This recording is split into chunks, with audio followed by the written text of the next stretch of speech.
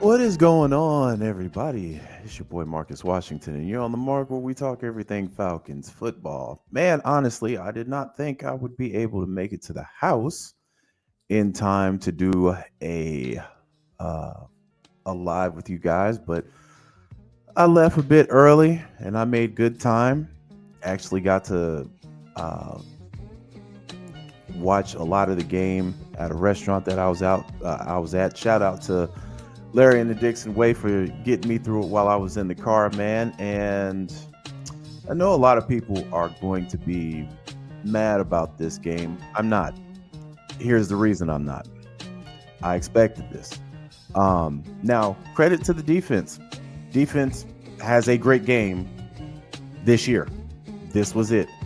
They got half their sack total in one fucking game for the entire season. They held a team to 17. Actually, if we're gonna be honest, 8 of those points came from a fucking pick six. So they actually held them to 9 points.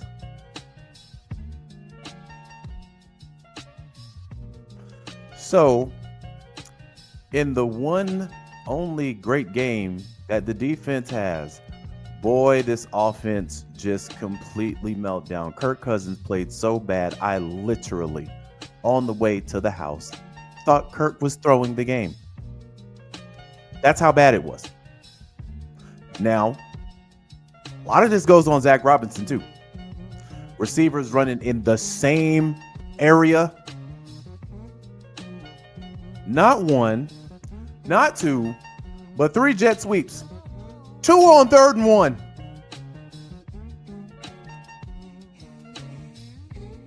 Anybody seen Tyler Algier?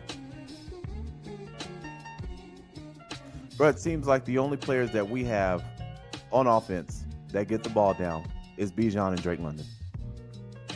Now, mind you, when we were winning, Mooney was catching a lot of passes.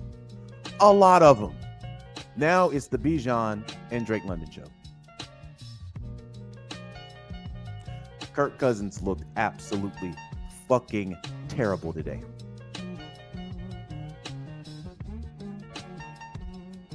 I'm fam. When I look at this, part of me thinks he threw this game.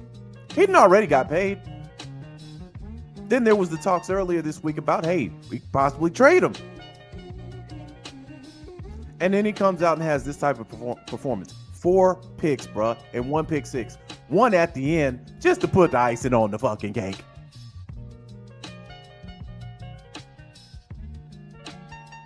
Hey, y'all know me, fam.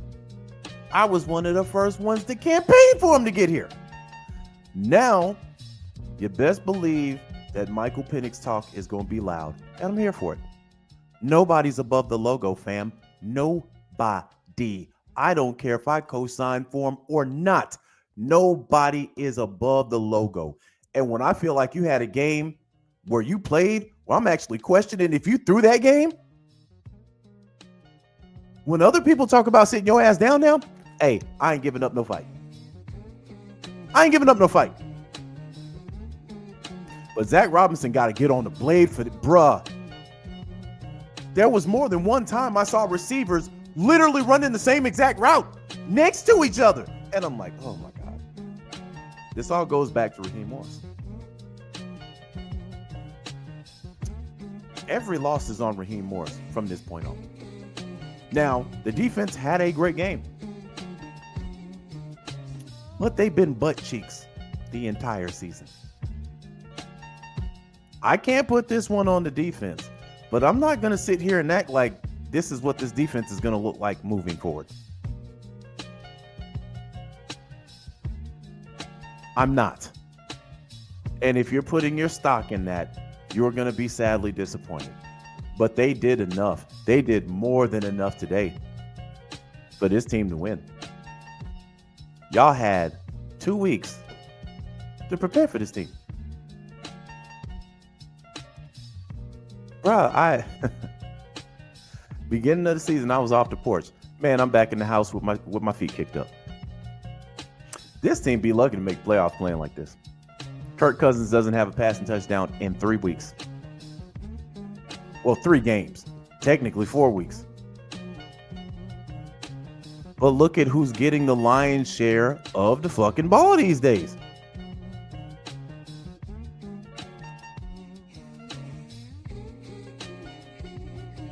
Let's take a look, fam.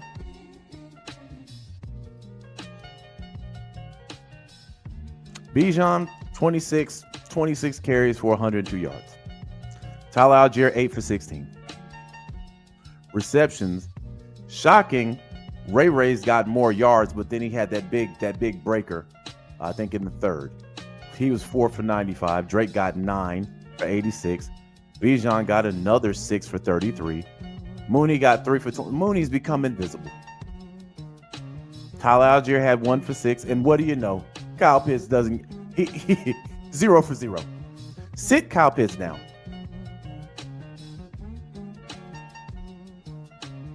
I'm at this point now. Sit him down. You're not even getting production when he's on the field. Sit him down.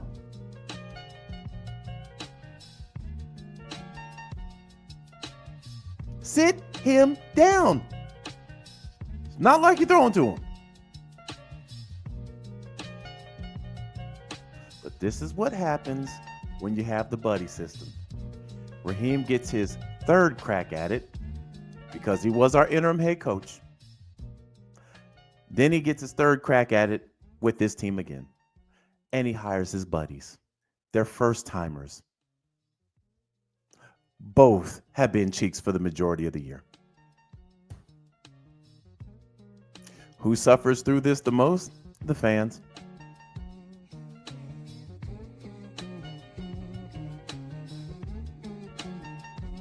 But Zach definitely got to get under the blade, bro.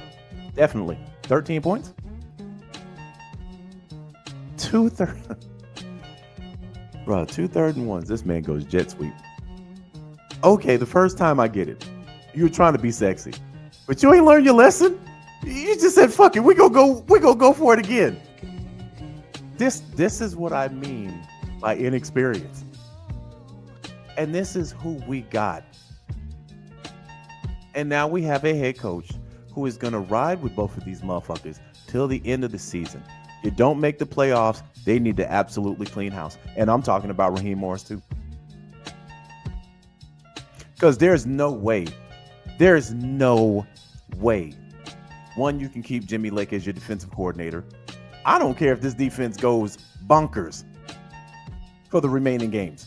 There's no way you can keep him. Definitely no way you can keep Zach Robinson. With these performances, no.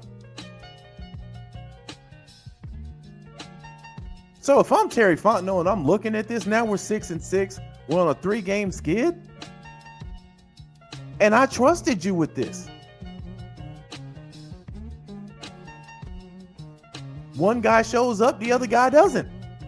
Where's my complimentary football?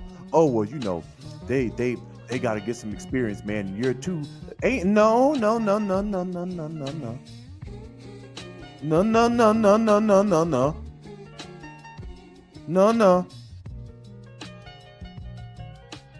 They haven't earned that. Even with the way the defense played today. I'm sitting there and I'm like, I can't trust this defense is going to look like this next week or the week after. They look good today. But what we in now? Week 12? Where was this the 11 weeks before? So I'm not hedging my bets off of how good the defense, and they played great. They played great today. But I'm not taking that to the bank next week. As far as this offense goes, man, listen. Somebody got to get fired at the end of the year.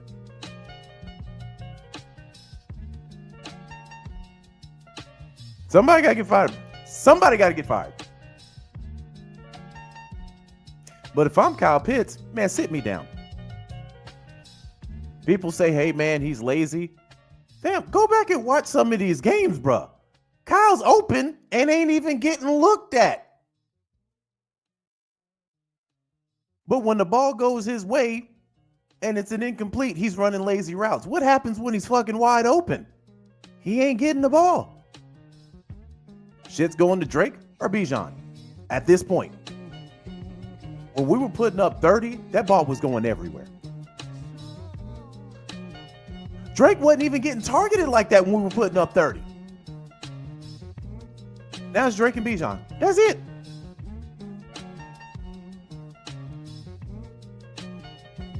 So when people wake up tomorrow and sports radio is ready to go, people start campaigning for Michael Penix. Hey, I was one of the first ones that said we should take a look at Kirk. I got it. I ain't coming to his defense after this performance. Bro, I literally was like, Kirk is throwing the game. Now, as long as Matt Ryan has been here, and I told y'all Matt fell off a cliff long before we got rid of him. I can't remember looking at a game where I thought Matt was throwing the game. If anything, Matt was playing until the final seconds, even though he was having trash games. He was playing until triple zeros. I literally said to myself, Kirk is throwing this game.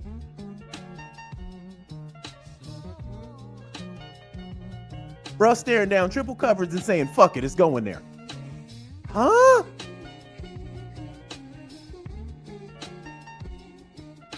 And I'm like, baby, what you looking at? What are you looking at? Nobody was open over there.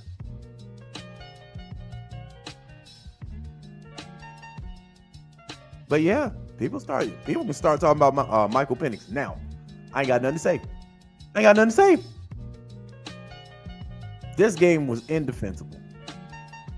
I understand players have bad games. I get that.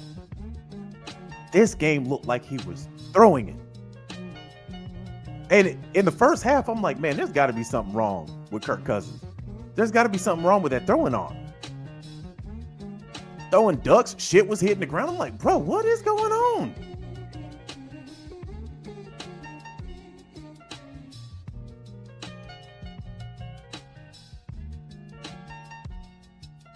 So, you 6-6. Tampa win today. They're in the tie, first place. Hell, the Saints win. They're a game behind first place. Atlanta, you did this to yourself. And we talked about this a couple of weeks ago about messaging. Starts at the top. The time management was fucking terrible on the last drive. I'm like, bro, this is almost malpractice at this point. This is almost malpractice.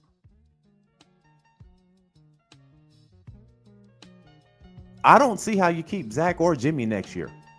And if I'm Terry, I'm telling Raheem, you don't have a choice. Because I'm going to have to start paying some of these guys here in a minute. But you know, that comes with Terry having way too much trust in Raheem. Way too much. Because, okay, you blew us away with the interview. You sitting here talking to me about, hey, I want to bring on Jimmy Lake and I want to bring on Zach as my offensive and defensive coordinators. I'll be looking at you like, they don't have no experience. Yeah, man, but you know, they really great. Okay, you can bring them on as far as the staff, but I'm going to need some experience on at least one side of the damn ball. So yeah, Terry got to get under the blade for this too. Because he allowed this to happen. And we said, man, fam, we've been saying this. We're going through the growing pains of these guys being first-year coordinators. And as a fan, I feel like I shouldn't have to fucking do that. Especially coming off the losing seasons we've had. As a fan, I shouldn't have to go through that. But again, that's the buddy system for you. They don't give a fuck about the fans. I'm gonna put my boy on. Now, your boy been cheeks most of the season. People was calling for Jimmy Lake to get fired 2 weeks ago. Said you're sticking with him. Defense had a great game. I don't think that's enough to keep his job. Now, we got what? 5 games left? If this defense can manage to get 40 sacks within 5 games, maybe. Outside of that, he gone. Zach, you didn't have some 30-point games, bro, but your play calling, dog. I'm like, what? Fam, that last jet sweep, when you have a headache and sometimes you sit there with your eyes closed and you're massaging your forehead, bro, that's what I started doing. Because I don't even understand why you would call that in that situation, especially when it got blown up the last time you called it. And you got Tyler Algier there. You got Bijan. What? Why? So I'm not mad that we lost. This is what we can expect for the rest of the season because our head coach already told us this is what the games are going to look like no matter who we play.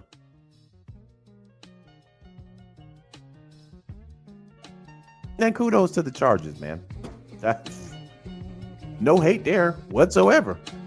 They did what they were supposed to do with a team that's fucking imploding. You go in there, you beat them, you get the fuck out of there. Smoke on the Falcons pack. That's what you're supposed to do.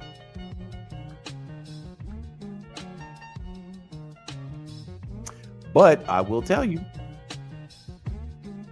you don't make the playoffs, Zach, Jimmy, and Raheem need to go. I'm not a fan of keeping people just because. If I'm Arthur Blank, if Arthur ever hears this, Arthur, you gave these guys a chance. Raheem blew you away when you had Bill Belichick there. Okay, cool. You didn't make. I'm just looking hypothetically into the future. If you don't make the playoffs, you didn't make the playoffs. So what's different from him than Arthur Smith? Honestly, let's just keep it a stack. You don't make the playoffs, it's the same result as last year. Almost in the same vein, because this man is too selfish and too stubborn to sit one of these guys the fuck down. Sound familiar? But this is looking bad on Terry now.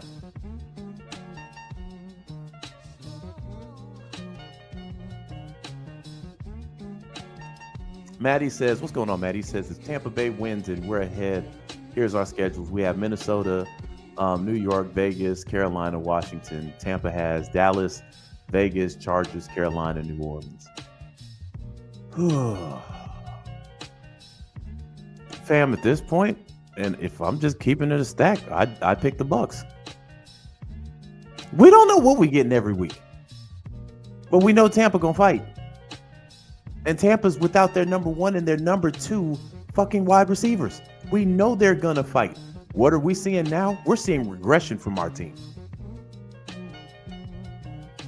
Bruh, Mooney had 3 catches for 20. Let's go back in the past for. Let's go back in the past for a second. Because I want to show y'all something. When people said I was being overcritical of Bijan getting all these touches, let's go back and look at something.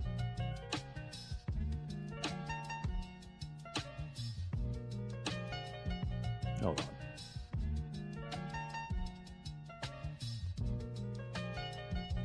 When we played Dallas, and it seemed like we were in complete control of that game. Fam, do you know Drake London had 2 catches for 27? Mooney had 5 for 88. Now they're reverse. And I get it. Drake is considered the number 1 on this team. But now we're force feeding 2 players and everybody else is suffering because of it.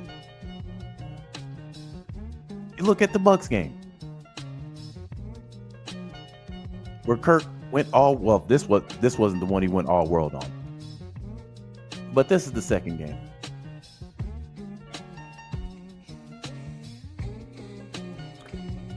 Darnell Mooney had 4 for 86. Drake London had 4 for 34.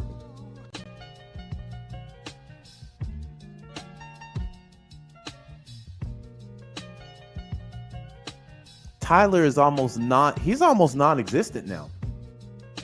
And people told me Tyler was hurt. Tyler just ain't getting used. And again, all this stuff we talked about early in the season. Your boy Zach Robinson falls in love with Bijan.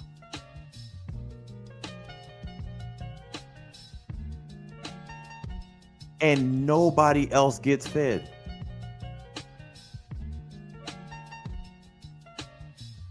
But I'm like, what do you do in this situation? You're on a 3-game skid. All these games you should have won, to be honest. You lost to a team that had won a game in a month and a half.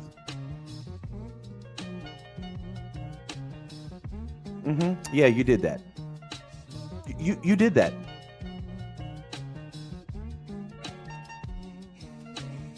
Then you lost to a team that just came off a Monday night loss. Good team, 7-4?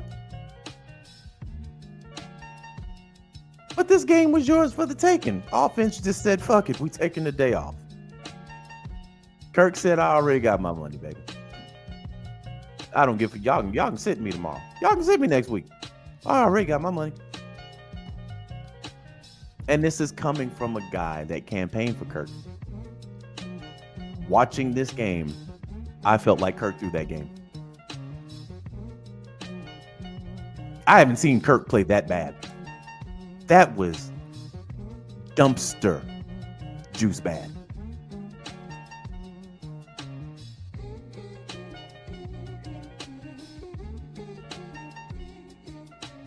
So I don't know how you recover again, because the head coach's messaging was off from the start. He told them all these games gonna be like this. So what is your messaging to a team that is backpedaling now? How do you move forward when you have 2 first-time coordinators? Now you're in a quandary. How do you tell Zach Robinson to call better plays? This is his first fucking year. You can tell Jimmy Lake, hey, listen, whatever the fuck that you did this game, bottle that and do it the next game. I don't have the confidence he's gonna do that.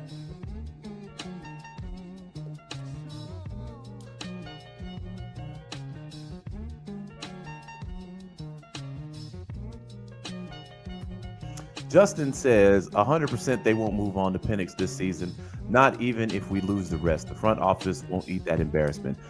Yeah, I mean, you almost, just for contract reasons, you almost have to start Kirk until you're mathematically out of this. And with, 5 games left, you're not really mathematically out of it, right?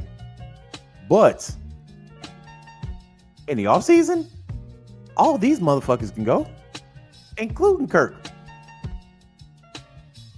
All of them can go. Raheem can go. Zach can go. Jimmy can go. And Kirk can go. And you just move Michael Penix in there with a head coach who's got some fucking common sense and some goddamn coordinators with fucking experience. Because if Kirk didn't throw this game and he was just this bad, he's entering the Aaron Rodgers part of his career. This ain't just one game. We're talking 3 consecutive games like this. And it's so, man, it is so weird because this man threw for 500 yards in one game. So that's why I'm sitting here and I'm like, Is there something going on with Kirk's throwing arm we do not know about? Even if that's the case, that falls on the head coach. I'm gonna tell you why. So let me see if I can pull this up. Raheem Morris, and I'm gonna put this shit on the screen because Raheem's head is getting all the way in the blade. Hold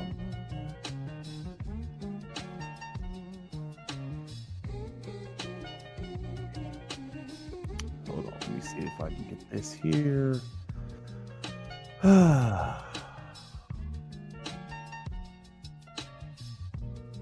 So we signed a kicker and then keep Koo out there with a hip injury. Koo, of course, misses the first one. Surprise, surprise.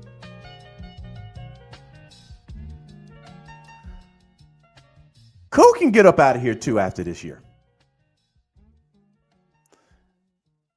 But then I should have saved this. Hold on, let me see if I got it in my phone.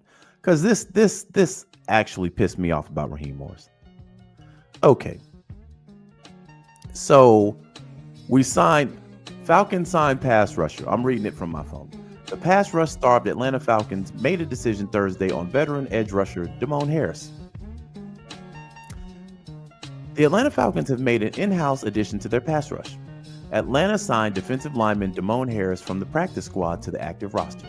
The team announced in a press release Friday. Harris has been on the Falcons practice squad all season. He was promoted to the active roster for each of Atlanta's games from week 7 to 9, recording 3 tackles, 1 tackle for loss, and a quarterback hit across 97 defensive snaps.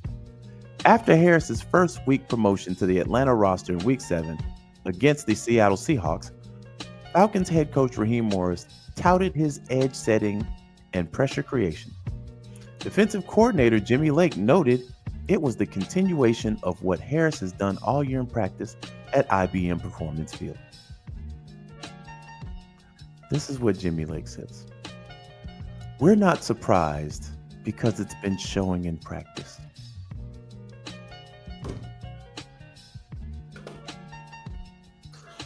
Fam, you had 10 sacks through 10 weeks. I don't even understand that statement. If you saw somebody that could help you, why fucking wait that long? But what do I know? They did have a rookie they didn't fucking start the majority of the year. Listen, the whole coaching staff can go back. And I think this is the first time I've ever, and I've been a Falcons fan my whole life. I think this is the first time people have turned on a coach in year 1. Usually it takes about two to 3 years. People are off of Raheem Morris right now. They're off of him right now. They don't want to hear shit he got to say. What's going on, Jade? What's happening with you? Phil Rodney says the whole coaching staff is coming back for the 25-26 season. We at least got 2 years of this.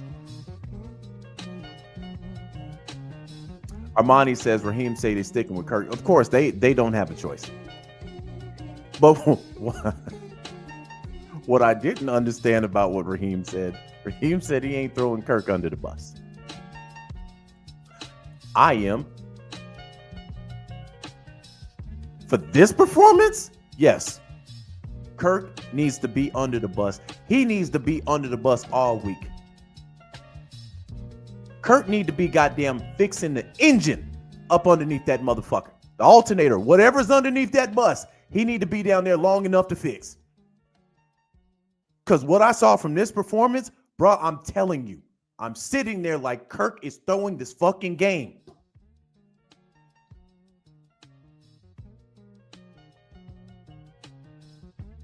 And this is after the reports.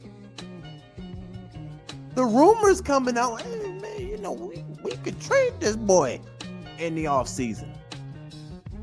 You would have figured, man, Kirk would have came out here. Let me show y'all motherfuckers why. I'm that guy. No, Kirk came out here and gave even more reason why you'd want to trade him.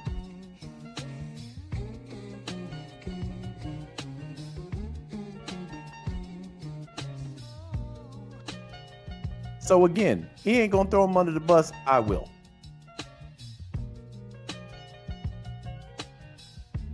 You can, and this is what I don't understand. He played like cheeks today. Everybody know it. I get you a coach, and you got to get his back. I'm not making that statement. Hey, listen, he had a bad game. And you know how like reporters when reporters want to ask you like a serious question, they get this low tone. So have you thought about starting Penix in the upcoming weeks? It's always low. They never say it with energy. It's always low. Fans are going to want to see what Penix can do. Will you get that chance? Probably not. Until we're mathematically up out of this thing, probably not. Because again, they pay Kirk a lot of money. And Kirk has had some good games this year. The last 3 weeks, been abysmal on offense. Abysmal. 13 points, 6 points, 17 points. That's in your last 3 outings. You got dog walked by the Broncos, by the way.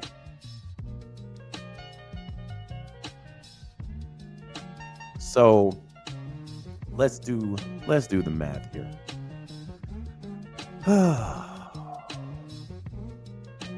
So in 3 games, you put up 40 points total. 40.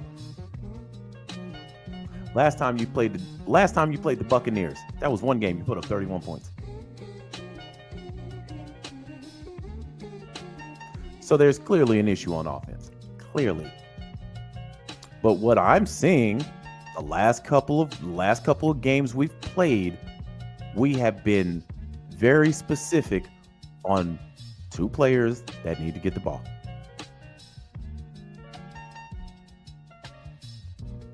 When we played, this game is the Saints. Bijan got 20 carries for 116. Tyler got 11. Drake London, 8 targets, 97 yards. Now we go over here and look at the game where we got our ass handed to us. When we look at the stats here, Bijan only had 12. Drake only had 3 receptions, but we were getting our ass dusted in that game.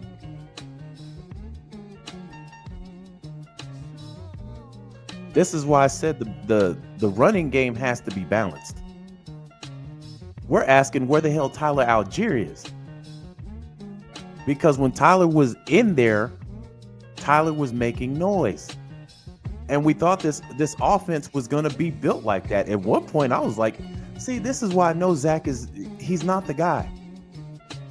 I'm putting both of them in there at the same fucking time.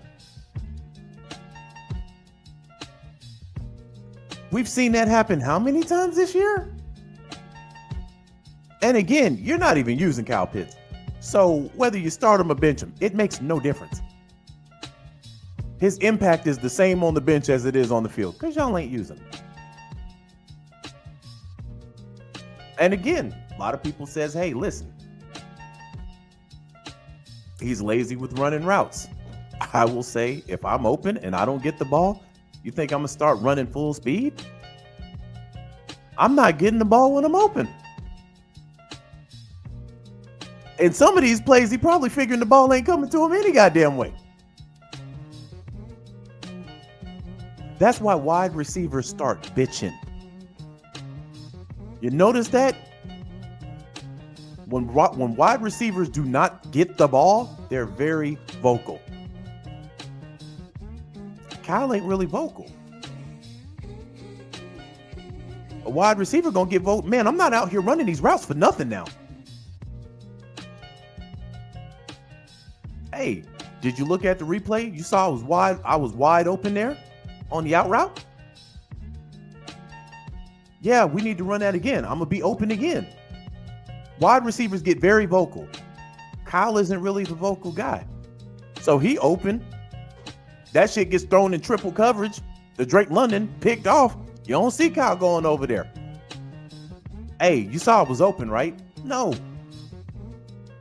And I'm gonna keep it 100. If I was in Kyle's position, I'd do the same shit.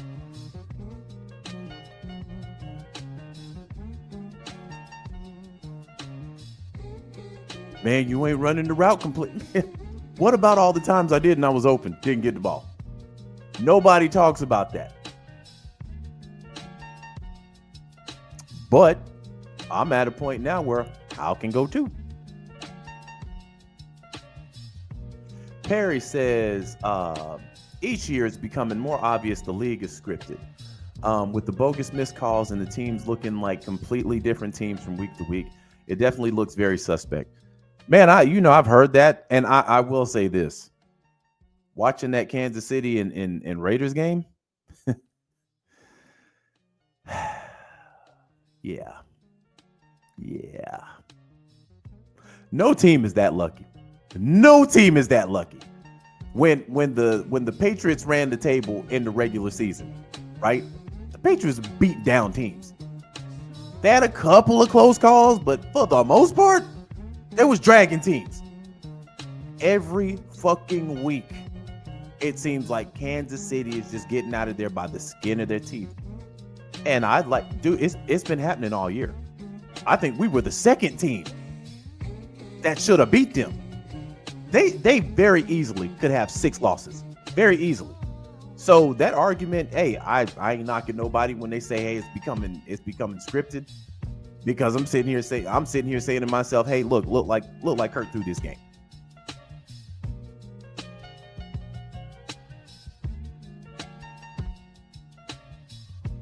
Clove says, now the Bucks and Aints about to win today. Man, we let him back in the door, man. I can't even knock him. Y'all know how much I hate the Saints. I can't even. That's on us. That's on us. We let them back in there.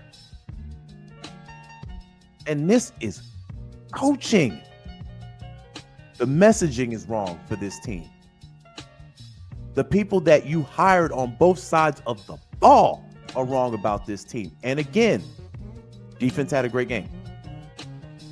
They had an absolute great game. But, I mean, it's week 12. Week 12, week 13? This is the only one they got on the year. We got the Vikings next week.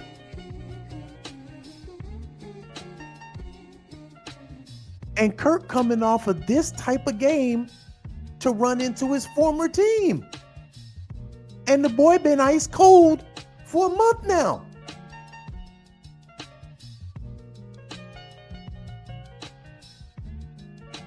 This is what I mean, but we don't know what team is showing up week to week. We don't. That's a problem. But again, we might look back at this years from now and be like, man, maybe we should hire Belichick. Because the one thing I do know, from the jump, this defense wouldn't have been that awful. And I can't see Belichick hiring a first-time anything. Now, him putting Matt Patricia on offense when he was defensive-minded, I don't know what the fuck that was about. But you don't make the playoffs, man. Raheem should be a one and done coach. I'm just gonna keep it 1,000. You should be a one, especially when you were up 6-3. You should be a one and done coach. Or the front office needs to handicap him, meaning you're gonna get off Zach Robinson, you're gonna get off Jimmy Lake. We are going to pick the coordinators.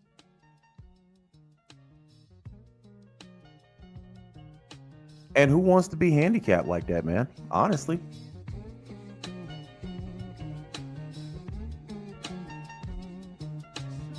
GTO man says, oh, hold on. J-Dot says, I've been getting chewed for saying we should have chose Belichick. Yeah, there was a lot of politics going on with Belichick, man. There was a lot of people in the front office that didn't want that to happen. You know, so the fact that nobody else picked him up We pass on them, but you know the cost of getting Bill Belichick, though. You know the cost. Do you want to pay it or not? With Raheem, you don't have to pay that cost. Atlanta says looks like the Vikings are on a way to a loss. Let me see what the score is over there.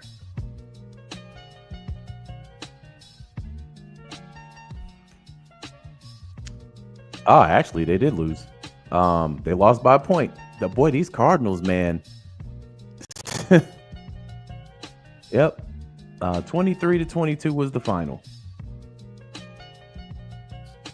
Wow. That game is going to be interesting, man. But again, I don't know how Raheem gets the messaging right on this. Oh,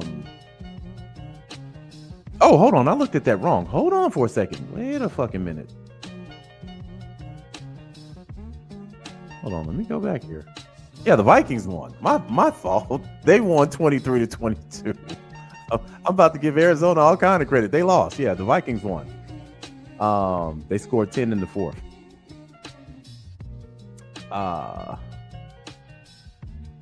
And they're 10-2. So that would put them, I think they're second in the NFC behind Detroit. Let me look what the NFC looks like right now. All right, so Lions are still sitting at 11-1. Eagles are at 9-2. I think the Eagles are on they're on a 7-game winning streak. Commanders at 8-5. Dallas then kind of snuck up there. They 5-7. Yeah, the Vikings are right behind. Boy, the NFC North is the top 3 teams are up there. The Packers are 9 wins, Vikings are 10, Lions are 11, Bears are 4-8. But again, the Bears should have won a lot of games that they lost. And here we are, 6 wins, Buccaneers 5, Saints 4. Yeah, man, we let these teams get back in here. And this is what people mean by falconing. This is what they mean. Atlanta has an opportunity to really put their foot on the gas, and you lose 3 straight. You lose 3 straight. But I will say this, and this, in all honesty, if Kirk Cousins, hold on, let me put something else on. If Kirk Cousins is in the Aaron Rodgers part of his career right now, you can't bring him back next year, because the Jets ain't bringing Aaron Rodgers back next year. And it's funny because they had the same injury. But I don't know what's going on, man. I hope Kirk didn't throw the game. I'm not saying he did. I'm saying it looked like it. It damn sure looked like it. Now, on a positive note, Bijan is quietly having a great year. Chocolate McCaffrey is out here actually balling out of his mind right now. And I don't even think he's reached his ceiling. I don't even think he's close to reaching his ceiling. That's dangerous. That is dangerous. And the defense, hey, man, hats off. Y'all had a great game. Y'all had an absolutely fantastic game today. Sorry the offense couldn't show up, but this one definitely ain't on y'all. And y'all know how much I have dragged y'all. Y'all played an absolutely phenomenal game. The game ball goes to the defense. I mean, they played an absolutely fantastic game today. We had more first downs, fam. When you look at these numbers, they're fucking disgusting. Fam, we had 24 first downs. This team beat you and they only had 10 first downs. Let me repeat this. Fuck that. I ain't even repeating it. I'm about to put this on the screen. Hold on.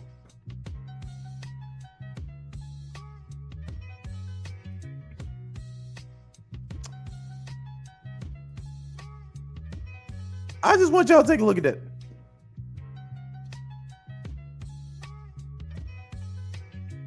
They had 10 first downs, my guy.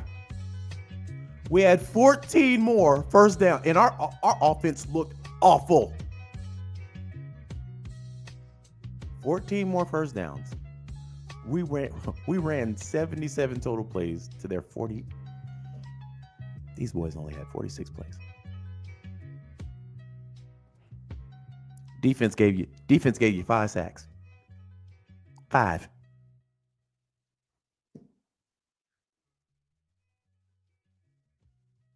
Oh, bro. We held the ball for 35 minutes. Almost 36 minutes. They held the ball for 24 minutes.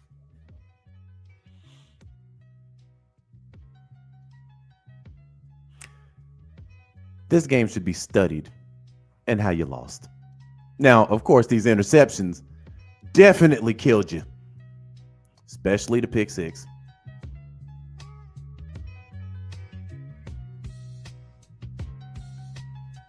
How do you lose a game like this, bro?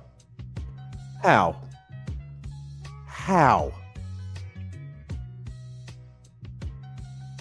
This is why I look at Kirk looked like he threw that game, bro.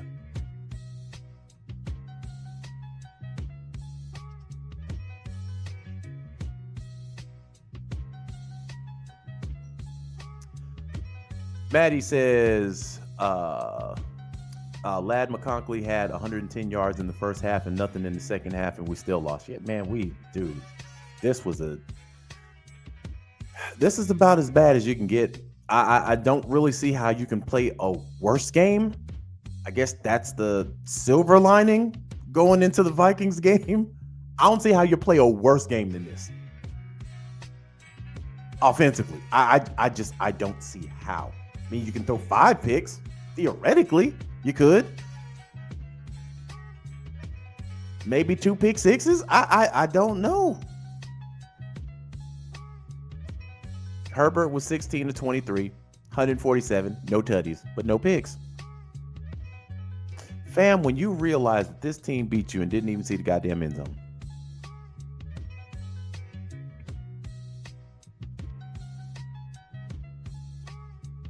Koo misses a field goal. Then we don't take a field goal on a 4th and 5. That led to a pick.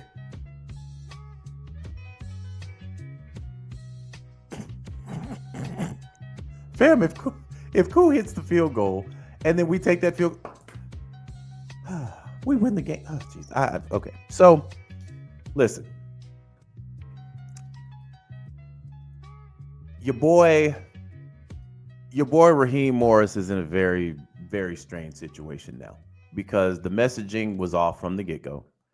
I don't know how you motivate that locker room into going out there and playing like there's a fucking playoff spot on the line.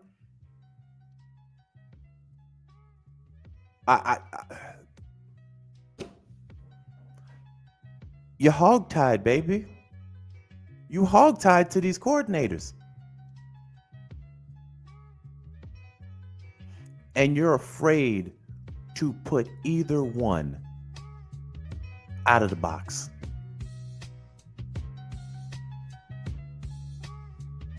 Jimmy Lake earned another week.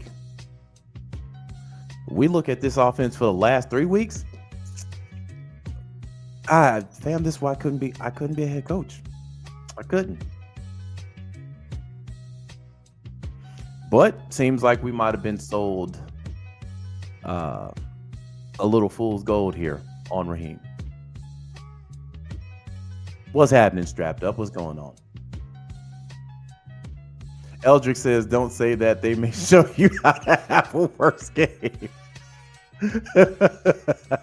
I don't know, man. Again, the good news, though, I got some great news.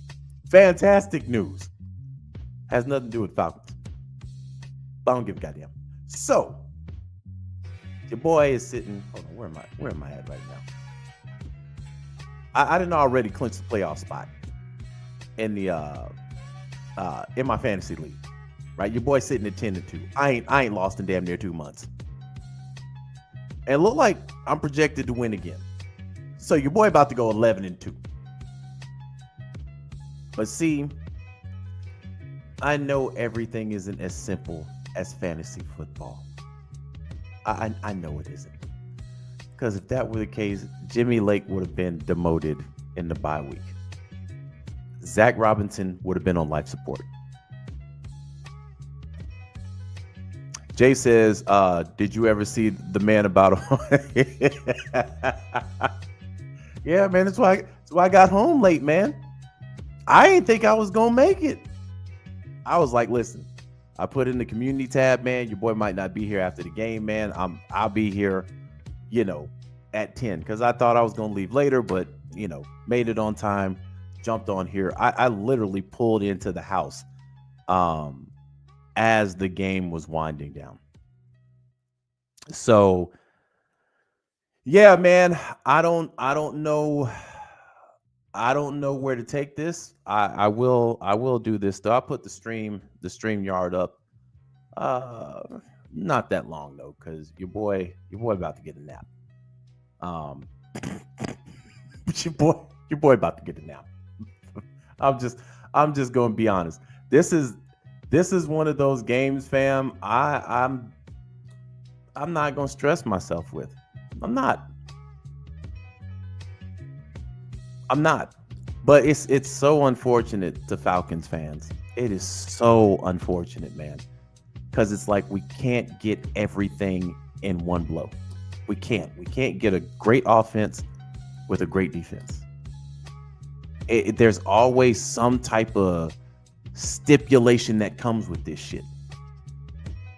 It's always that. So again, man, you don't make the playoffs, bruh. Somebody got to get up out of here. Somebody got to go. And the way that I'm looking at it is between this year and next year. So I'm like, okay, we make a deep playoff run this year. I don't expect to take everything this year. But you do have the very next year. That's where you should be building. You should be building on some things going into next year. It looks like next year they might have a brand new every fucking thing. And this is why I'm like, Kirk might be gone too, because if you're going to get a new offensive coordinator, you might as well just start Michael Penix.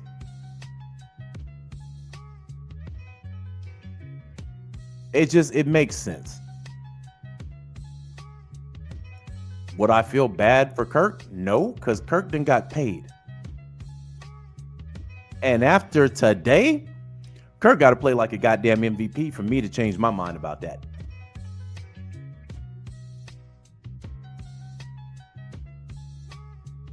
Antonio says, give us a prediction on our record now that we are 6-6, fam. I'm going to be completely, I can't. I don't know what team is showing up week to week. I don't.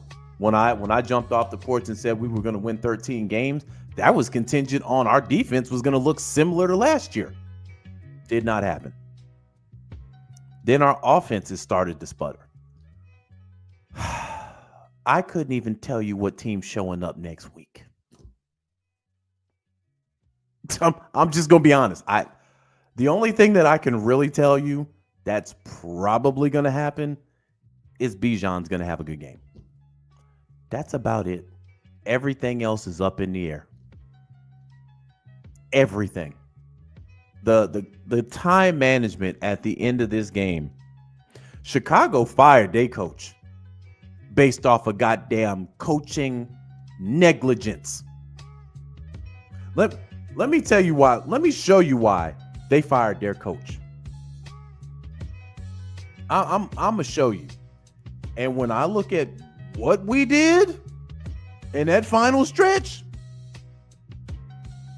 I mean, nothing.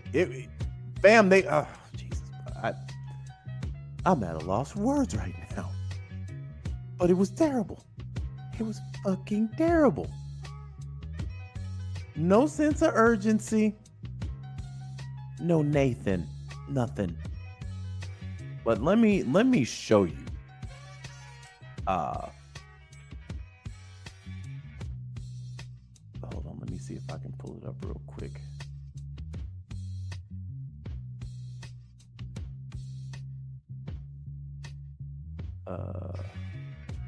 Okay. And mind you, fam, they could have beat or at least tied the best team in football. That's how bad that was. But I'm going to show y'all exactly why this man got fired. Let me pull it up.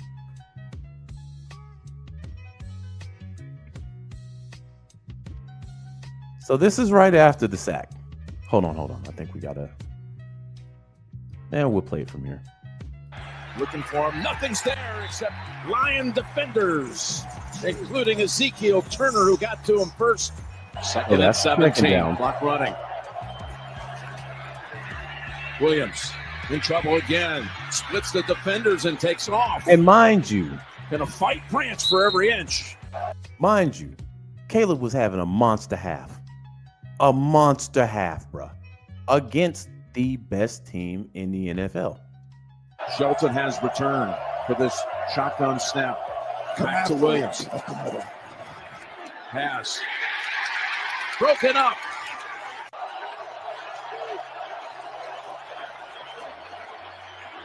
From the pocket. Pass. Caught. First down. It's Moore. Down to the 22-yard line. I think this is coming back. Komet keeps running. Pass interference. Number 85 offense. You got it, Charlie. Okay, so it's 56 seconds on the clock. They got 2 timeouts sitting here. Williams has to backpedal. Running for his life and heaves it down the field. And a flag comes out. Now that was a bullshit call. 29 defense. That was bullshit call.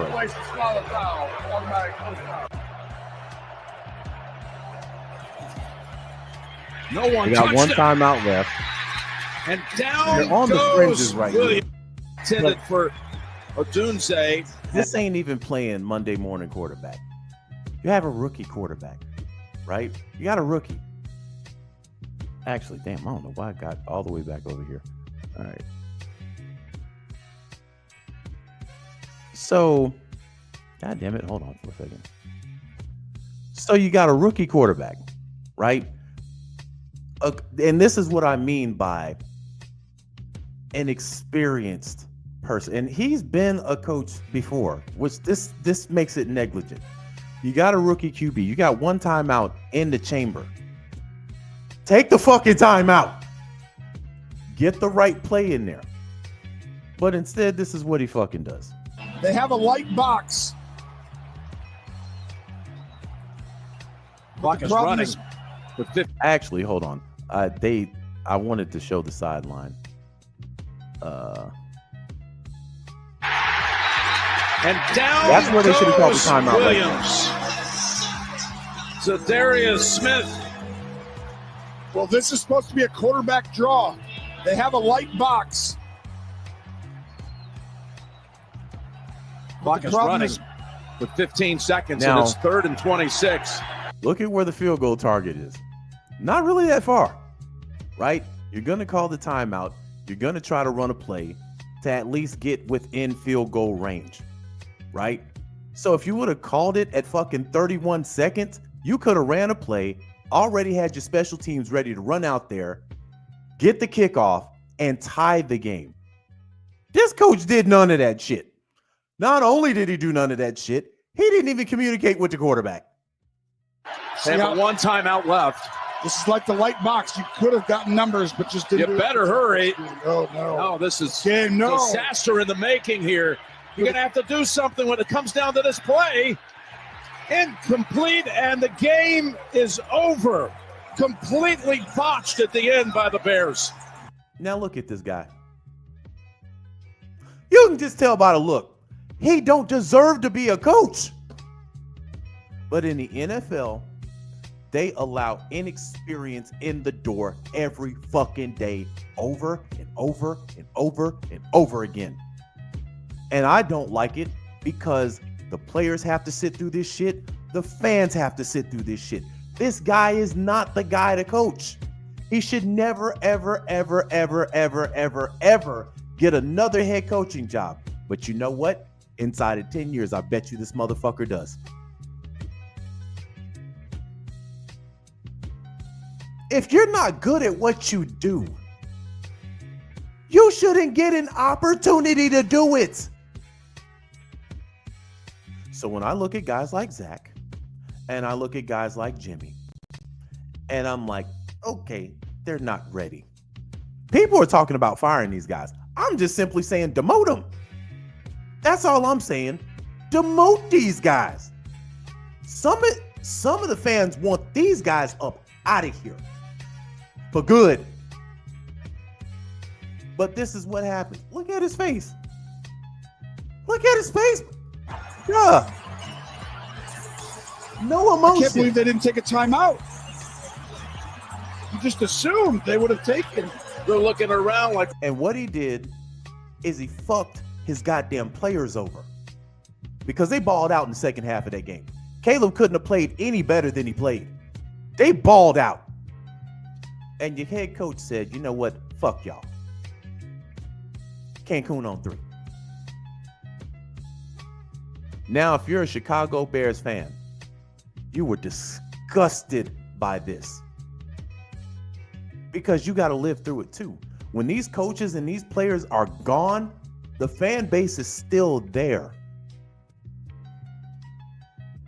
So this is why I never, once I see a coordinator, coach, once I see their threshold and it ain't good, they got to go. They got to go. And what I'm seeing from our 2 coordinators is pretty much that. I'm seeing Jimmy Lake got a reprieve today. But are you willing to bet the house that that's going to happen next week? That's why I'm not completely in on this. They had a great game. I'll give them that. Game ball goes to the defense.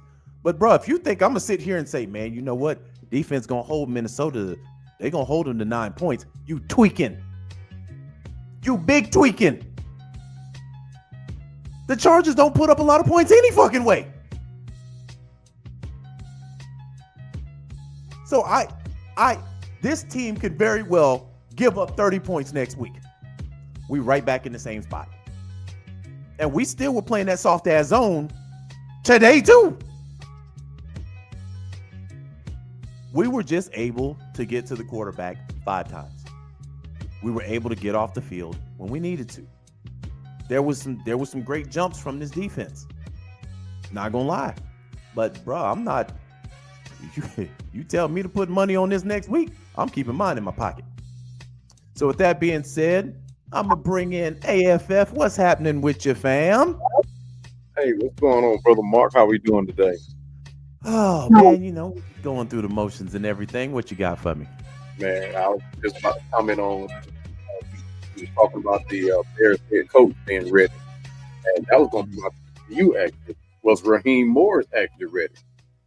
Now we experienced Raheem Morris back before he left and went to Tampa, and he was seemingly ready to make that jump.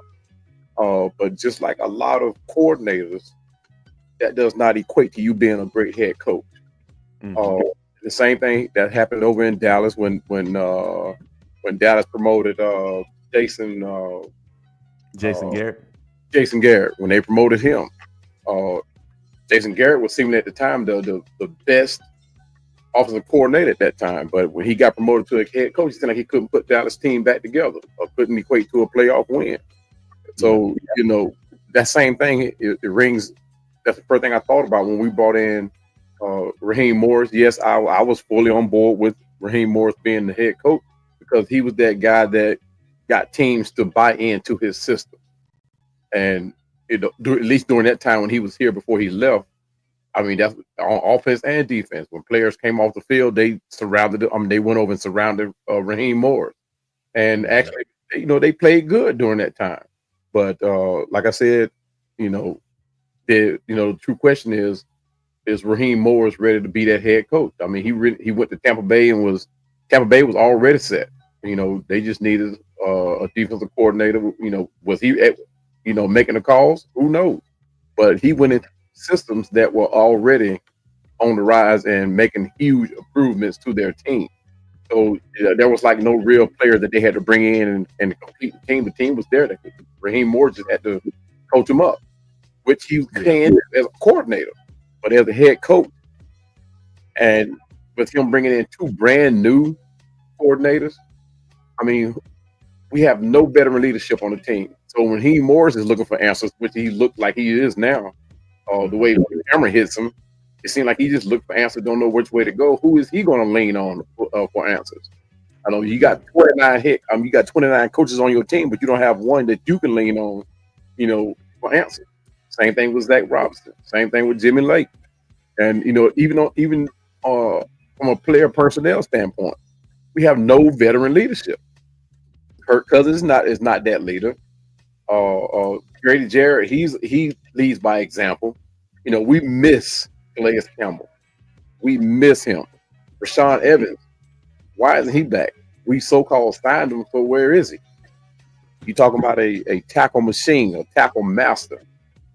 Is he going to make a play every snap? No, but he does get after that ball, unlike players that we have starting right now. If you look at other teams in the league that are using their rookies, those rookies are standing out. They are contributing to the win for their team. Even in Las Vegas, look at Brock Bowers, a rookie, top in the league. Mm-hmm. So I mean, what are we waiting on? We got our rookies sitting on the sideline trying to see what we can build for next year. This is if we're gonna build, this is the time to be building. We want to see what we got.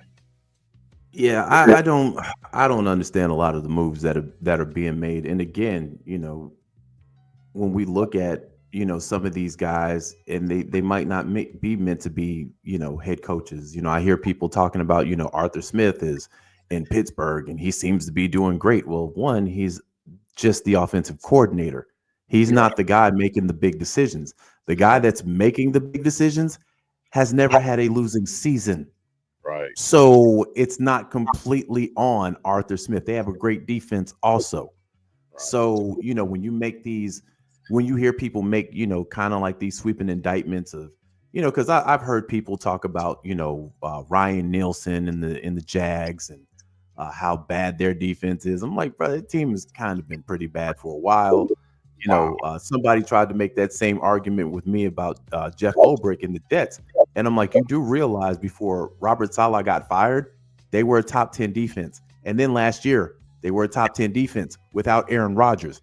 He was the coordinator there.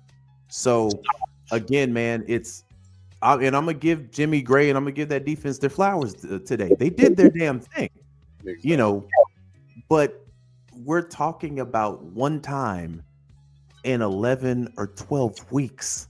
Yeah. They haven't even looked good. Right. The last, all the games. They haven't even looked good. They've made stops, but there hasn't been a single game where they played a whole football, the whole game, and they look good. They look good in halves. This was the first game. They looked great from quarter 1 to quarter 4. Yep. So I'm not about to take that and be like, man, you know what? It's defense, man. No, I'm not about to do that. Yeah. The Chargers' offensive line is not known for protection anyway. Yeah. It's just that the team that they were facing to date just didn't have a great pass rush. And today we gave them that pass rush, and the offense couldn't feed off that energy. Let me ask this. I'm gonna put you in the head coach's seat. You're the head coach. Mm-hmm. What in the hell do you do to right this ship at this point? You gotta show that you are the head coach. You remember when Belichick, Tom Brady, and Josh McDaniels got into it on public TV? Yeah. And seemingly it was over a play call that Tom Brady negated. He didn't go with the play that they sent in. Or that very next game, Belichick made it known that Tom Brady has the green light. Mm-hmm. Josh McDaniels did not like that. So he takes the clipboard and he talks. But Belichick made the decision to Tom Brady. If he sees something on that field, he has the green light to change whatever, but you have to have that confidence on when you make a decision like that too. Yeah.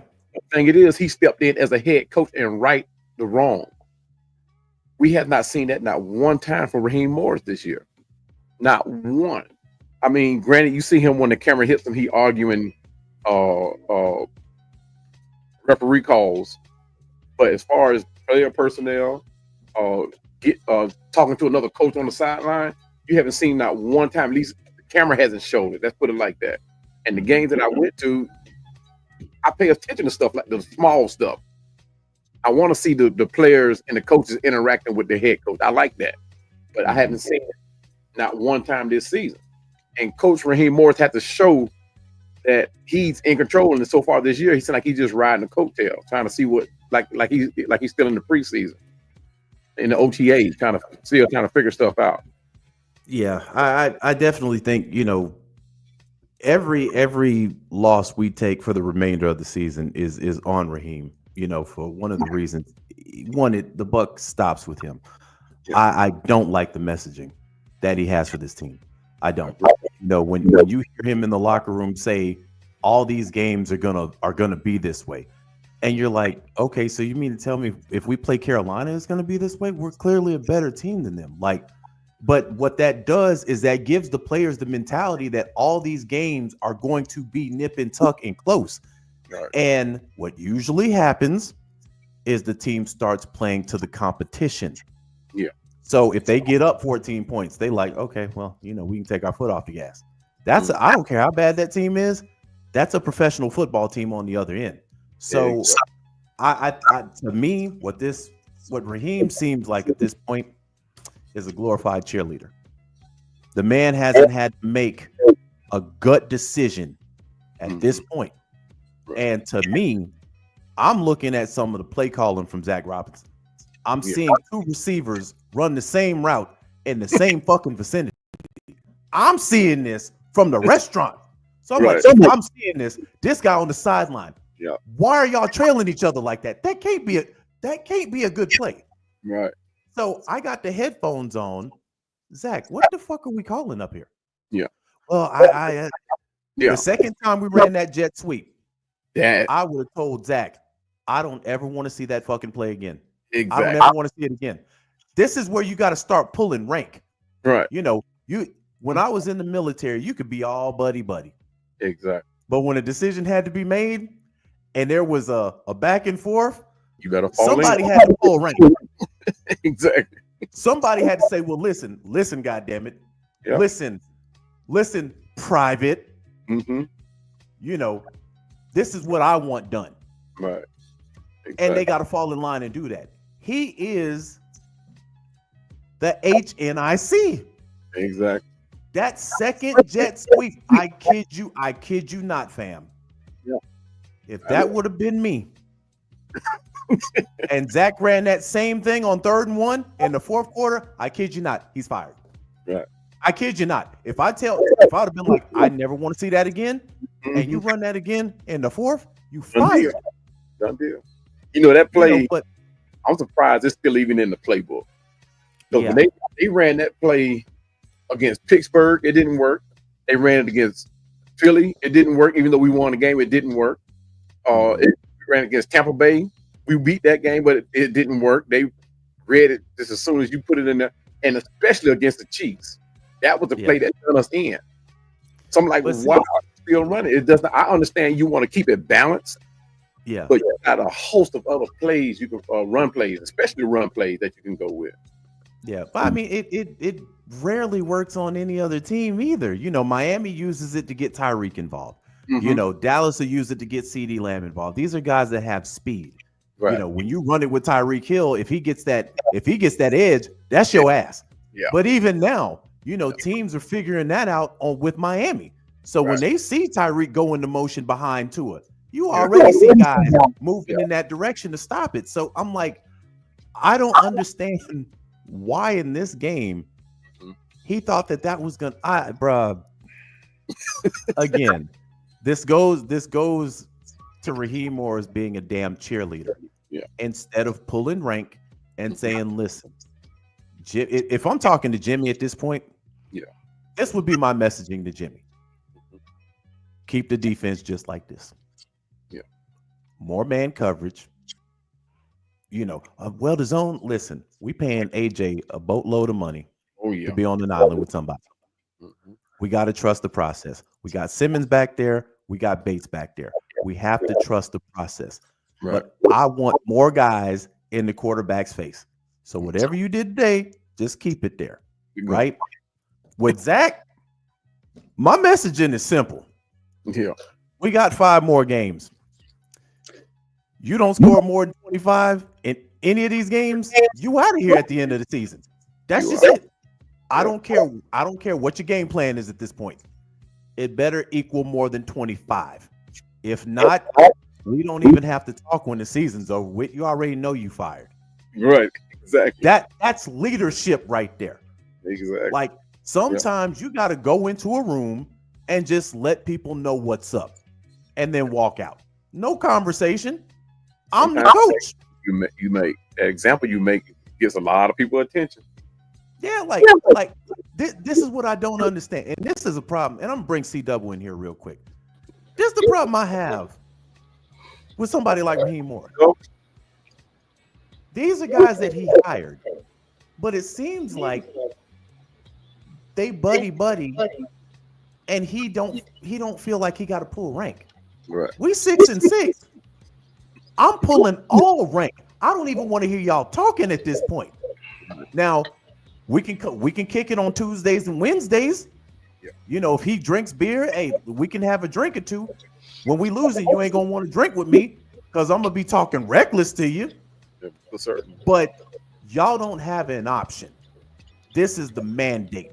And with the players, I'm talking to Kirk.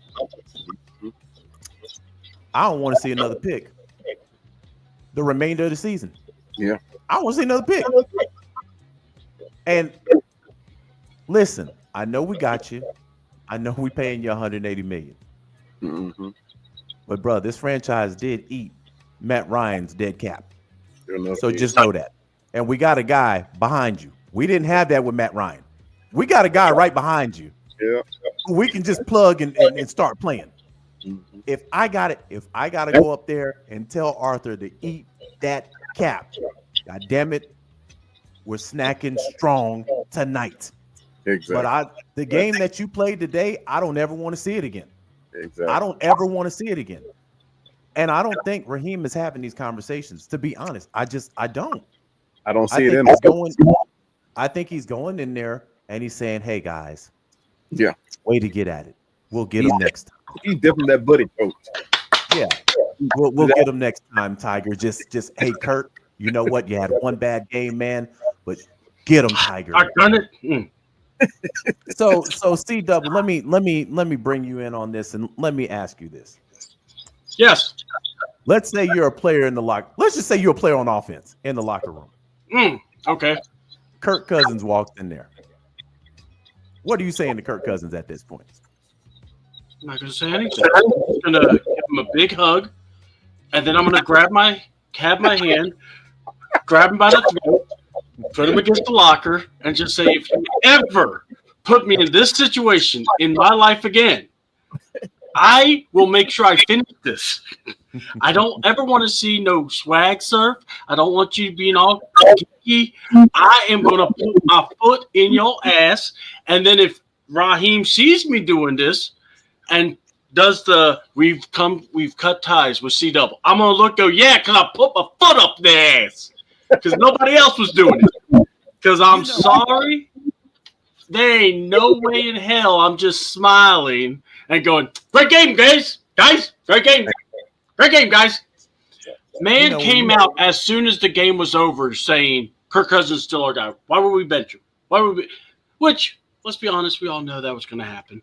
Yeah.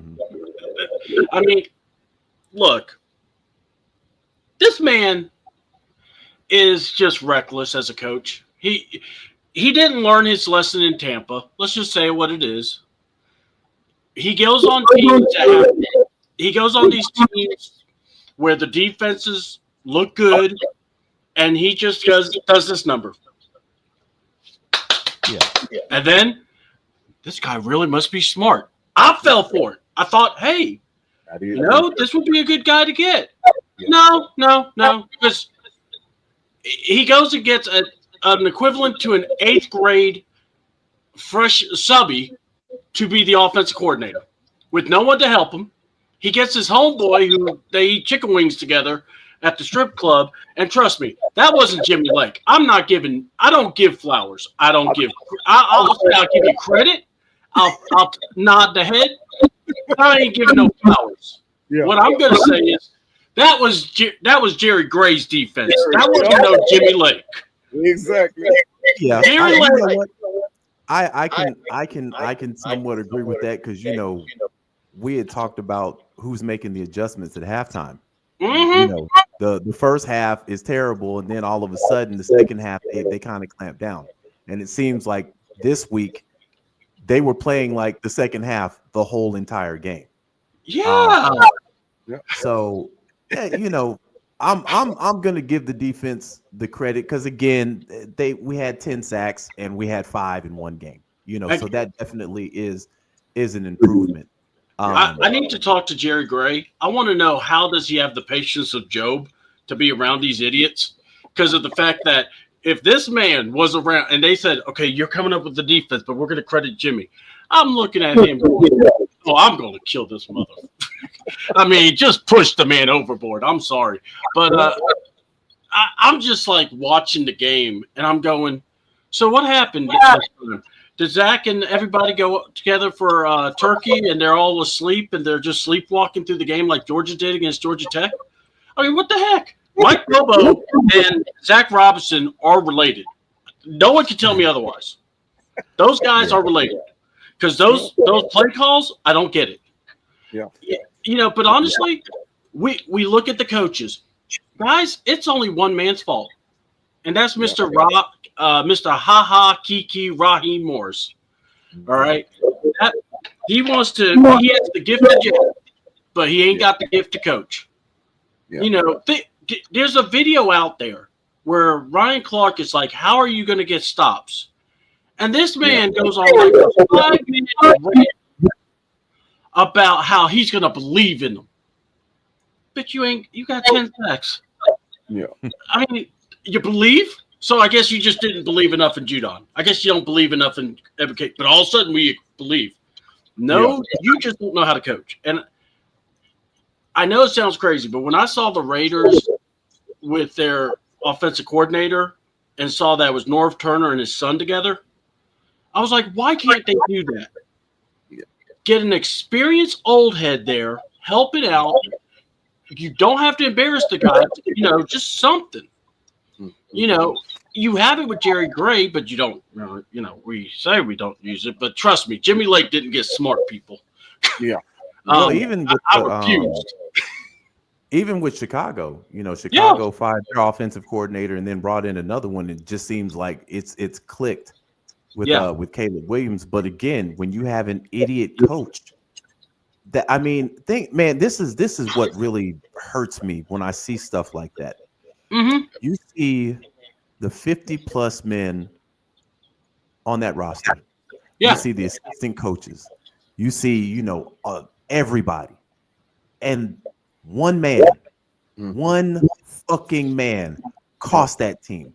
And on top of the millions of fans, this is why I don't accept this type of mediocrity. Because again, now us as Falcons fans, we should be conditioned for this. That doesn't mean it's acceptable. So when I'm looking at the last drive that we have, lackadaisical and lethargic going down the field, and I'm like, there's no sense of urgency. Nobody. There's like no heart. So it's like that comes from the top. Yeah. The Bears had more sense of urgency than we did today, and they got it on Thanksgiving. And here's and this might be a little nitpick though, because all coaches don't do this. But with Raheem, I don't see a notepad. I don't really see shit. I just see him on the sideline. Like, he's just on the sideline. He's not calling offense. He's not calling defense. He's not going over and saying, hey, man, I see this. Maybe you need to do it this way. And it's a nitpick because Dan Campbell doesn't have a notepad, but Dan Campbell a dog, though. Like, you already know he's a dog. So when Detroit's out there spanking everybody, you know that comes from the top. That dog comes from the top. It's like with Raheem. They're GM. Yeah, but with Raheem, what is the energy that he's given the team? I don't see no dog. He's a hype man. Yeah, so not only that, but he comes off as relaxed. He never shows any, like fire. And by the way, real quick, Wallace is asking, how hard to find a veteran OC. Let me name you two. All right. I will ask Brian Leftwich, and then I could also go to Jim Caldwell. Yes. And there's other offensive coordinators. What I'm saying is he should have found some. Look, how many times did we hear people go, this is a win now season? Yeah. If this is a win now season, why are you going with rookie first time coordinators? It's just, that's, to me, is like very inappropriate. It's to me, because right there, and then not only that, so you go and get Michael Penix, and you brag about how you'll put him on the bench for 5 years. What? Your ass on defense. No, let me say it properly in the immortal words of John Cena. Your ass on defense, and you don't get a pass rusher. But no, let's go get a quarterback that we want to sit for 5 years. What? Oh, and look, he got no extension, folks. Whether we want to, he deserves it or not, there's no extension. So, Marcus, you may be right about something here. Everybody might be getting cleaned house, and I don't think it is. I think it's fair to say Raheem could get outed after 1 year, especially if we're in the top 10 picking. Yeah, I think with Terry, man, it's it's unfortunate because when you look at what he's given this team as far as players, there's clearly talent. I think where he definitely gets hit on this, and again, it was probably just a trust situation where, we know when coaches come in, they want their guys. I don't know if Terry gave him pushback. Terry could have very well gave him pushback. But the reason why I still would ding Terry is if this guy comes in and says, I want a first-time OC and a first-time DC, you got a roster that is ready to go. You just paid a quarterback $180 million, right? I'm not only am I'm bucking on that, I'm going to tell you, listen, you can pick one of them. If you want to get Jimmy, okay, cool. But you're going to get a veteran offensive coordinator. I can't give you both because, again, they're first-timers. We're a team that's ready to roll right now. Yeah. We can't go through these growing pains. And that's what we went through. Zach in the very beginning of the season, he was, lackadaisical. Then he took off. Then Jimmy Lake started to hit this sputter. Now both of them, are kind of in that situation. And that's the price you pay when you have a first-time offense. And here's the thing I will say about Gray. I kind of agree with you. Yeah. How the fuck does he get a shot? And my guy, I've been sitting here this whole entire time. Yeah. Like either we going steady or let me go. Yeah.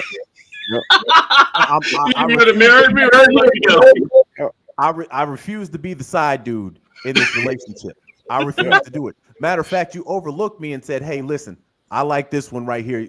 This one's prettier, even though they ain't never been through no shit. Me and you, we've been through the trip. We know you got history, but this one right here, Then Jimmy starts wetting the bed. You come to me and say, "Hey, listen, what do you think we need to do at halftime?" Ask that motherfucker. Why are you asking me? Nah, that's the one that you wanted to promote. Yeah. You let him do that. But then that kind of shows you what kind of class Gray got. Because Gray's probably looking at this dude and he's like, man, you know what? This guy's some absolute ass. He's some absolute cheeks. I can only imagine them being in the meetings and Jimmy playing in the defense and Gray just like, that ain't gonna work. They gonna kill us in the middle all goddamn day. Hold on, like, my impression of Jerry Gray when he's hearing Jimmy talk. Yeah. I'm going to not kill this man. I am not killing this man. There are witnesses. I am not killing this man. Oh man, yeah. So, but if I'm Raheem, if not Raheem Morris, if I'm Arthur Blank, and if I had to pick for somebody to move. And I'll probably catch slack for this, but it would have to be Raheem Morris. Mm-hmm. It would have to be. Like we said before, he shoulders the blame. I mean, he got his two guys in here that he handpicked.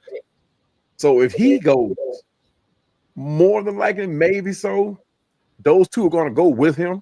And whoever comes in as that head coach is going to bring in his own experienced staff. But Terry Fontenot has done his due diligence putting this team together. That's just my opinion. I mean, you got to figure we got a team that's able to win now. And then as we make that transition into next season, post Kirk Cousins, we can still keep that winning going.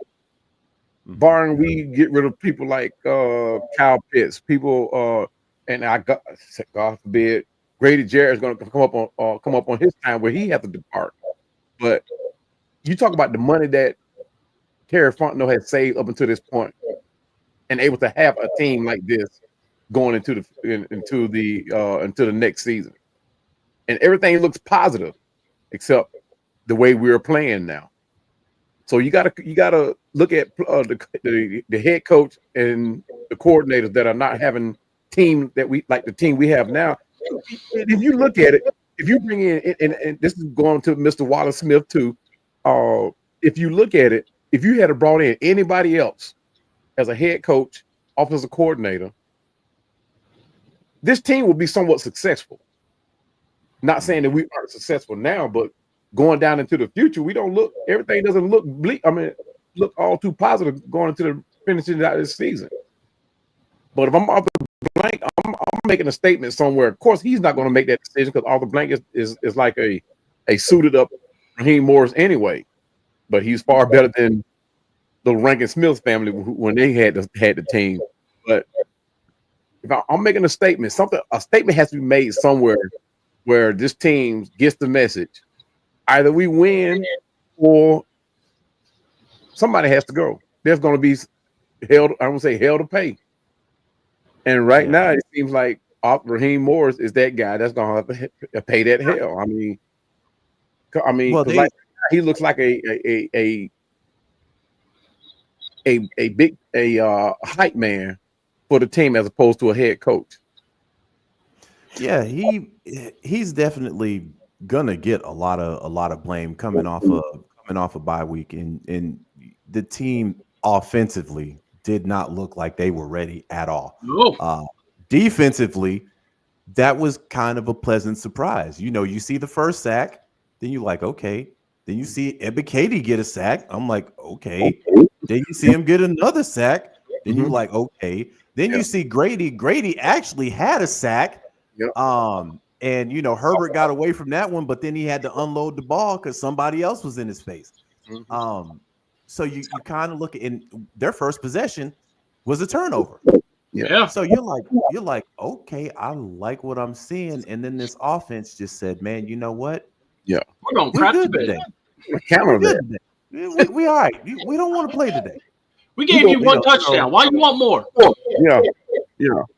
Yeah. So anyway, man.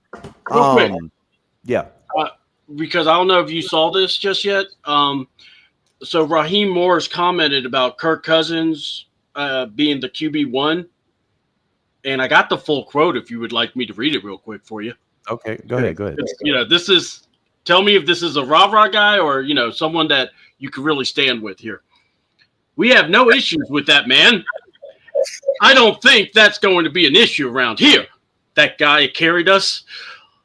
That guy has gotten us to this point where we are 6-6, first place in the division, where we still have everything in front of us, men. Despite what happens today, it's up to us to bounce back, find ways to win football games, and there's no better man than number 18 to do that for us. He says that after every game, doesn't he? Yeah. That's I wanted to see if that was a repeat, to be honest with you. But, yeah, that's basically, yeah. That's what it sounds like.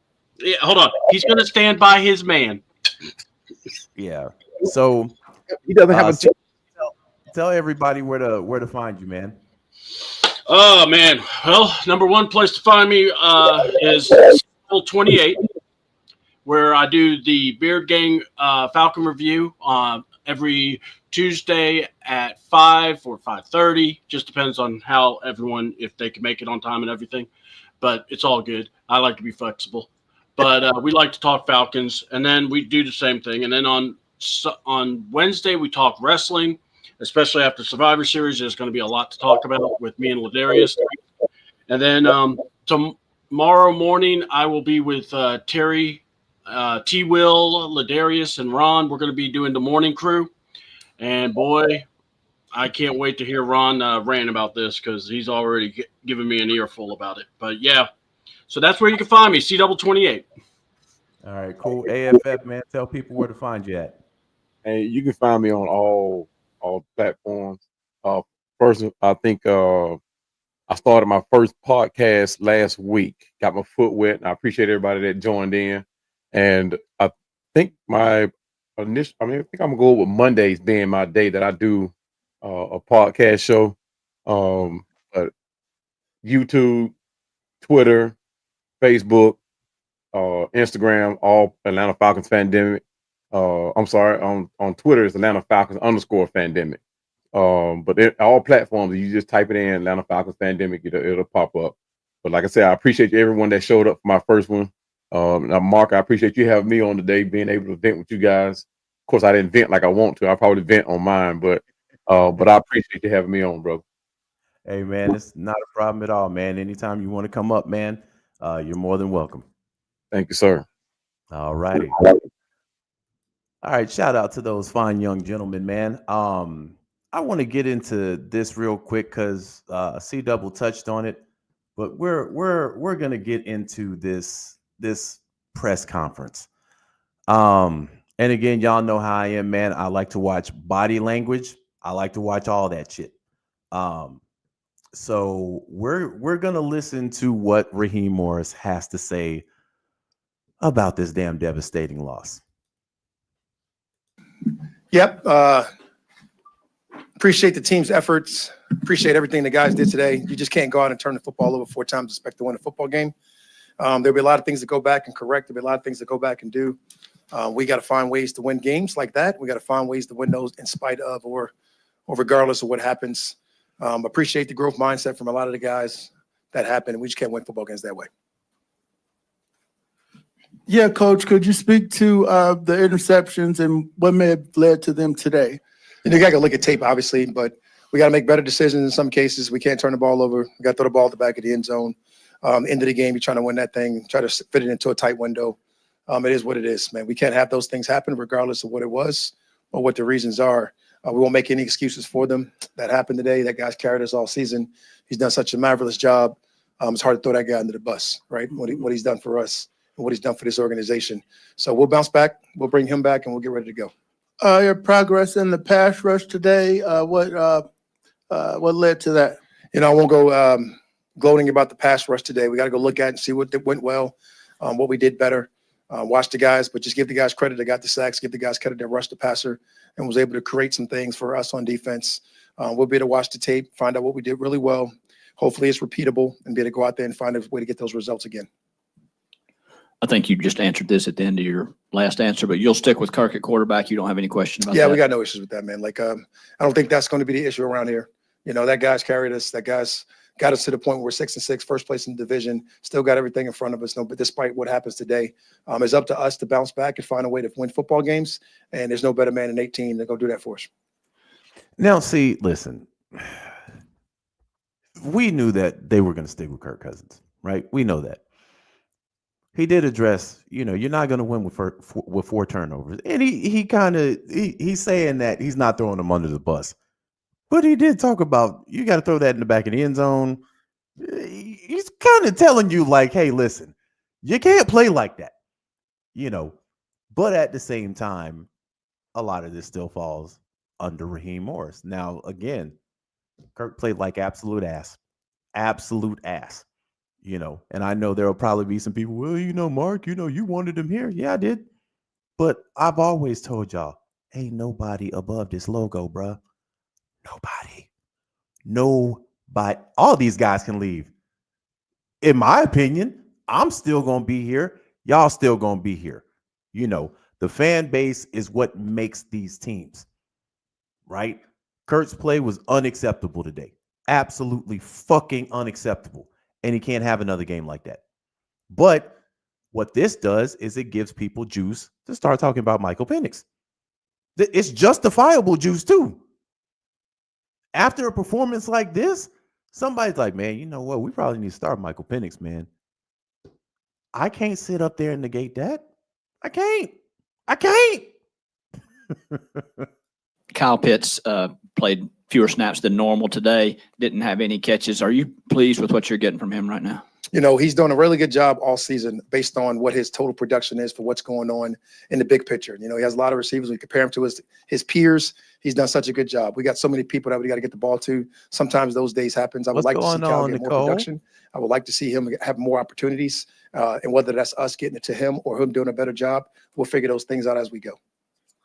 Raheem, did you think about making a switch late in the game? No.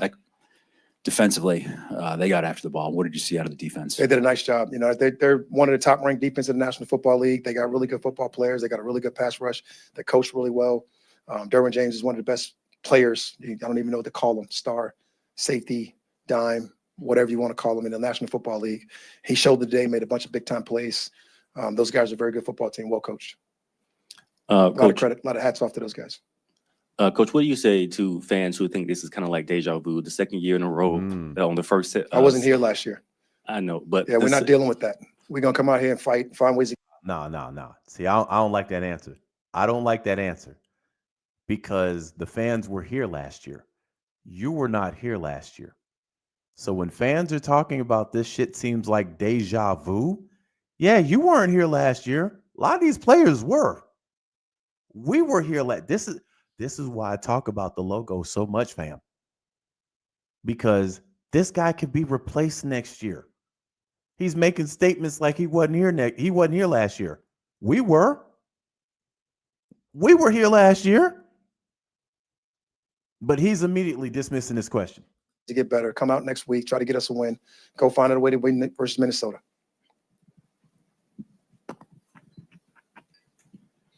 Do you feel like you have to address to that point, do you feel like you have to address your team's confidence and do something differently or just buckle down on what you're doing? I don't necessarily worry about our team's confidence. I think our team comes out every single week with the ability to go out there and have reasons and ways to win the football game. Man. And when you have ability and a way to win the football game and you know what it takes to go out there and do it and you don't do it, it's really clear.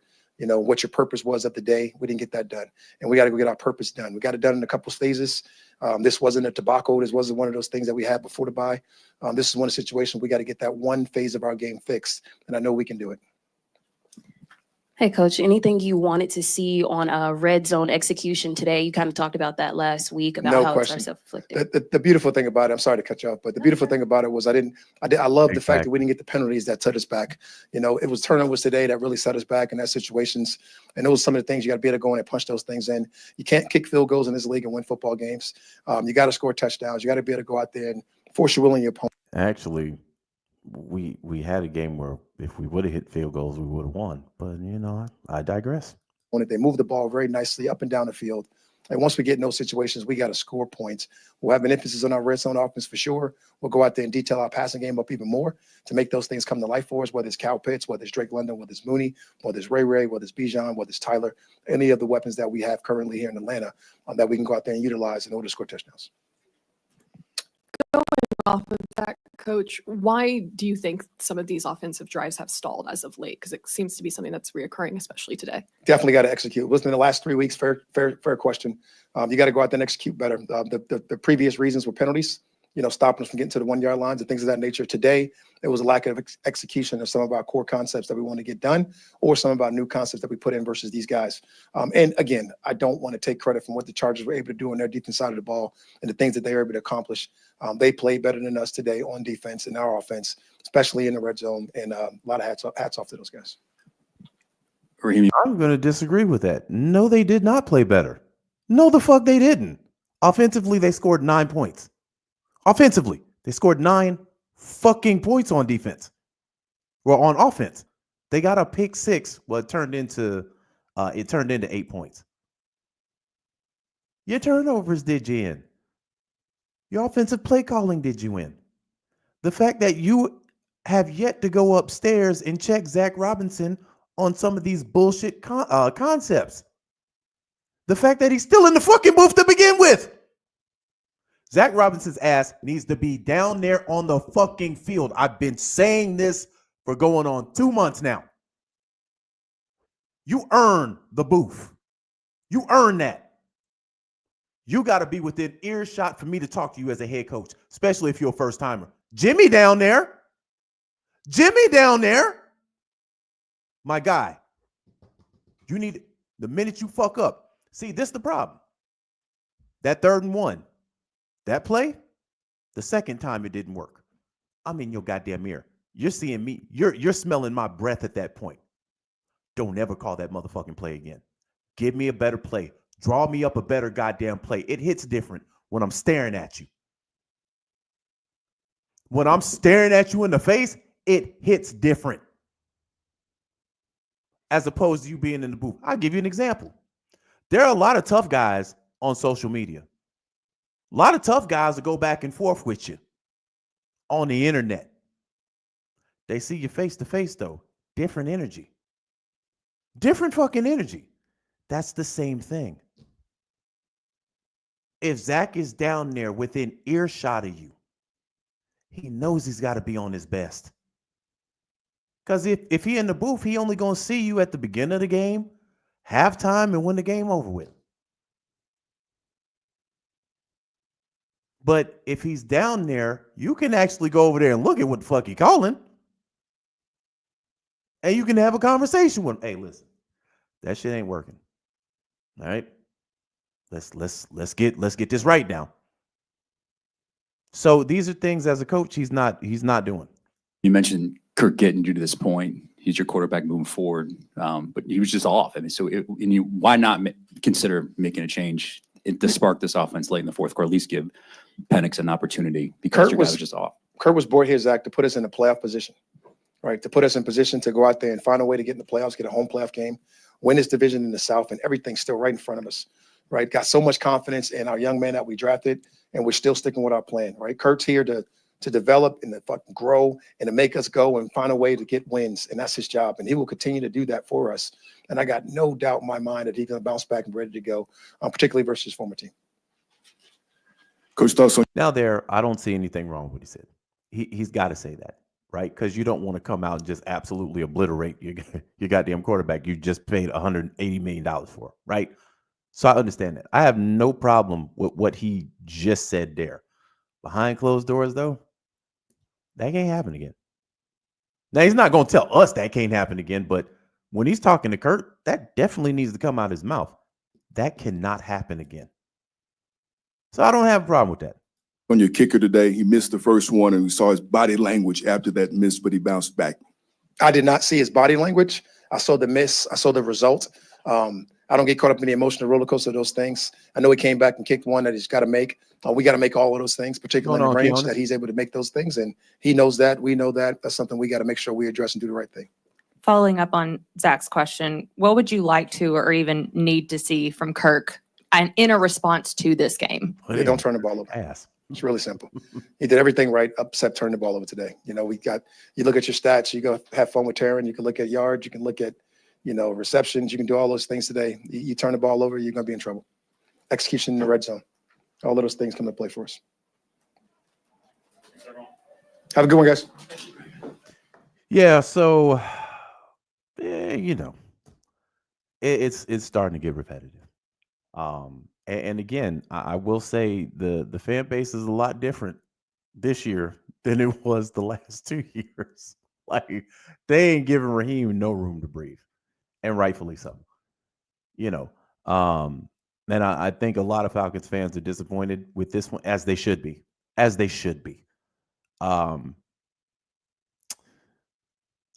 As far as the fact that he doesn't really think about the team's confidence, my guy, you're on a 3-game losing skid, and it's getting worse. I'm looking again. If we're looking at anybody's confidence, we kind of need to look at the quarterback's confidence. After 4 picks, and you're about to play the team that did not want to give you fully guaranteed money, that told you they're actively going to go get another quarterback. I mean, my G. And Minnesota is humming right now. You think his confidence ain't bothered at all? Man, come on, you're tweaking.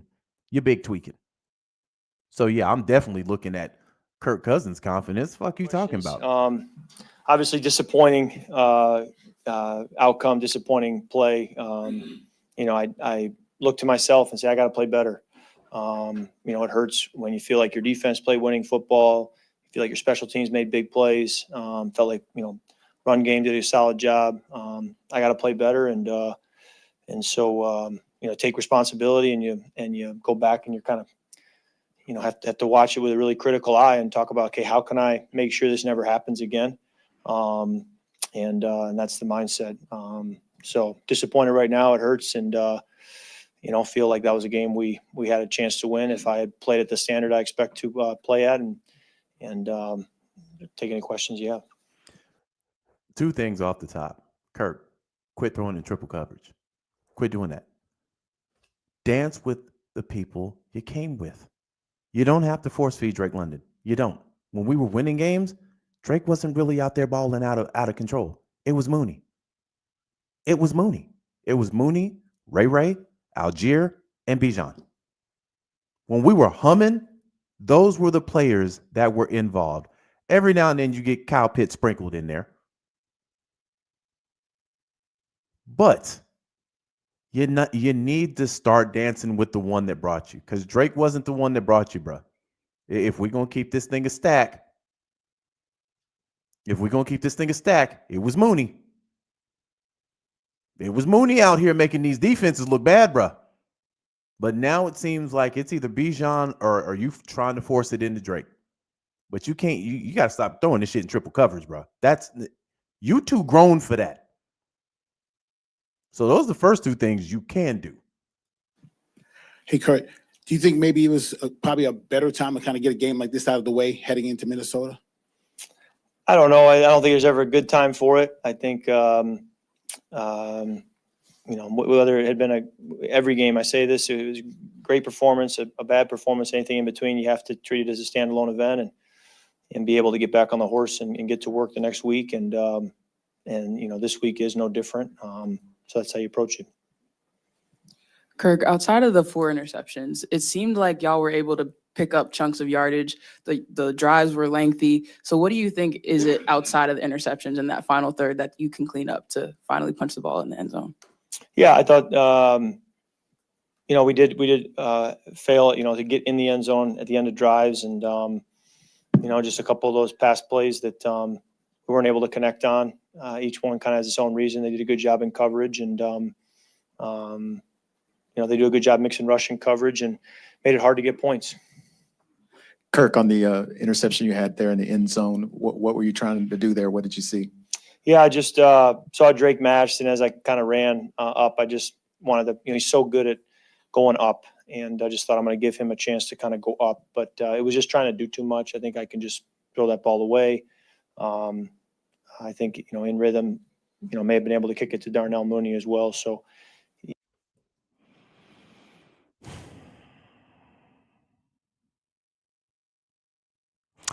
So here I am rubbing the temples of my head again. So he's admitting to you, basically, all he saw was Drake London. And he wanted to high point the ball because Drake has done this so many times. But in rhythm, he could have kicked that out to Darnell Mooney. The guy you were dancing with. Fam, everybody's looking at Drake London now. He's your number one receiver. Everybody's looking at him. You got to go with the matchups that you'll definitely win on, which would be Darnell, which would be Ray Ray. They were winning their matchups. Every time you threw it to Drake, bro, they pretty much had him blanketed. And you kept trying to force it there. So again, I get Drake is a weapon. I understand that. The problem is, and this might be to Kirk Cousins' own detriment, he's not Justin Jefferson. See, you can do that type of shit with Justin Jefferson because Justin Jefferson's the best receiver in the fucking game. So he's going to be open. You can do that with somebody like Chase. You can do those things with those type of transcendent receivers. Drake isn't on that level. And this isn't me knocking Drake. Drake's a good receiver. But you're trying to throw to him like you're throwing to a Chase or you're throwing to a Jefferson. It don't work like that. Dance with the guys that brought you, bro. You go back and watch that. But I just kind of misinterpreted where I could put the ball to Drake as trying to give him a jump ball. I don't know how much being hot versus being cold athletically is a real thing, but the last 3 games haven't gone the way you've personally wanted them to. Do you have to do something to snap out of that? Does that sort of become a thing, or is it all separate play to play? Well, certainly when you haven't played at the standard you want to a few weeks in a row, you do want to change that, turn it around. I've never felt, whether you're playing really well for several weeks in a row, I've never felt like the games carry over or vice versa. You just have to, perform the best you can each week. And I think, there's plays in the Saints game. You look back, outside of the interception at the end of the game, felt pretty good about the execution. And then the Denver game, certainly, the first 2 drives felt good execution and then just weren't able to sustain it. And then this game, certainly the turnovers, so it's not any one thing that's showing up every game. You just have to go back and, and try to become better as a player. And a tough game like this gives you certainly an opportunity to do that. Where do you sense this team's confidence is? Well, let me stop you right there. The thing that's carrying over is the offense is becoming trash. That's the one thing that's consistent. Y'all are not scoring over 20 points. You yourself have not thrown a passing touchdown in a month. That's including the bye week. You haven't thrown one in a month.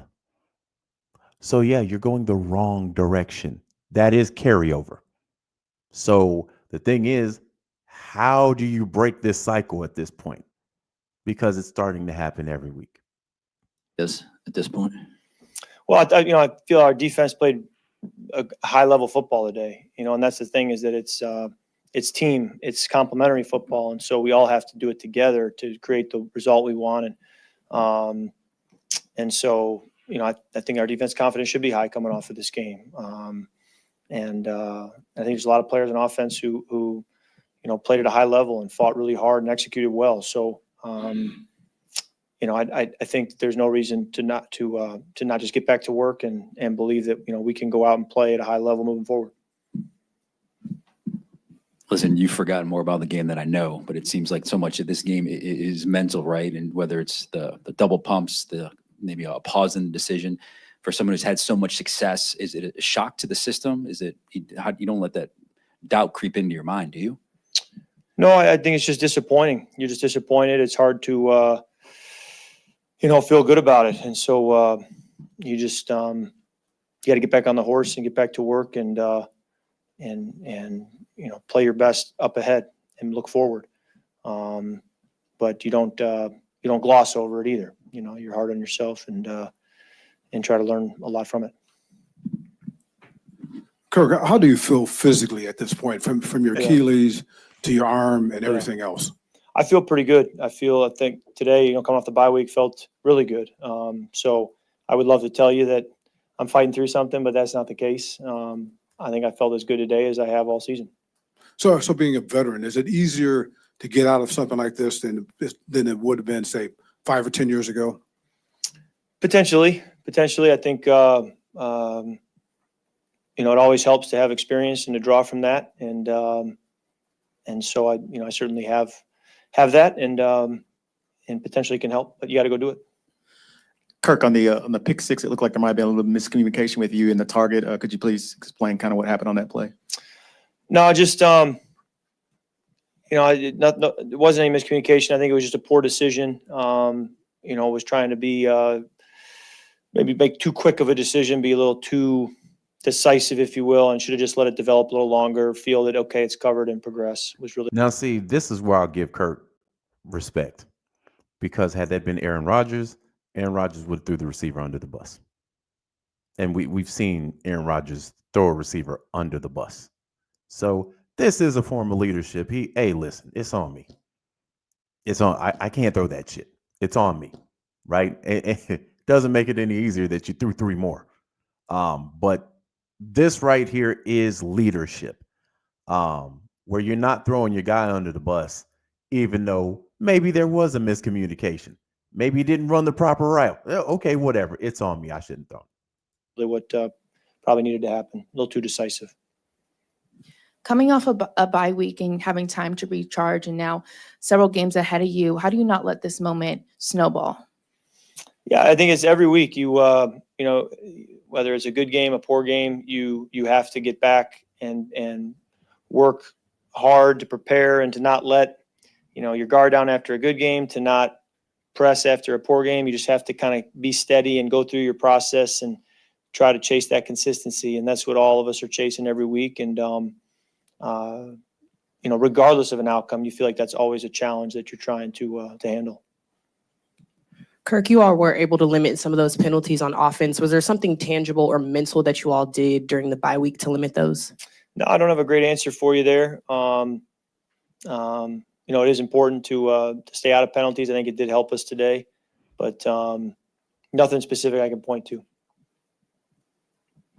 As a leader, knowing you're putting this one on your shoulders, what is your message to the rest of the offense, to even the defense, about moving past this one and getting ready to play your former team in the Vikings?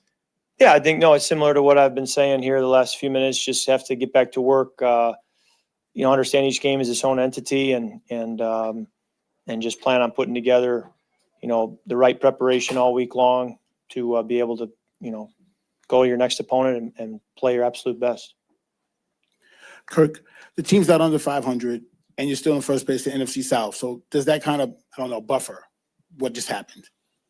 Well, I certainly think that, some of these questions have been to, moving forward. And I think when we're in a situation like you just articulated, that's where moving forward is really important, because we have so much football ahead of us that if we can execute at a high level and win, we do have what we want to go get. So that's where the moving forward part is really important. Raheem said there was never a doubt to go to Michael, and there was never a doubt that it wouldn't be anybody but you moving forward. To say that now, to have your back, what does that mean to you as we get ready for, the final stretch? Yeah, no, I think there's no entitlement in the NFL. You just have to go earn it. And if it ever was that, I wouldn't want it. I need to play at a level that justifies being out there. And so that's the way I'll always view it. And so I've always felt, through my whole 13 years, that it should never be about anything but earn the right to be out there.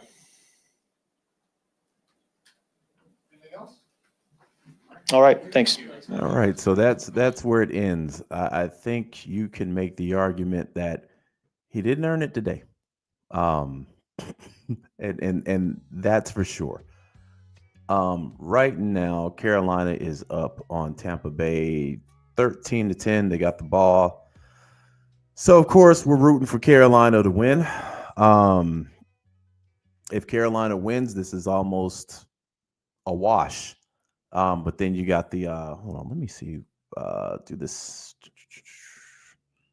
Hold on, let me do this real quick.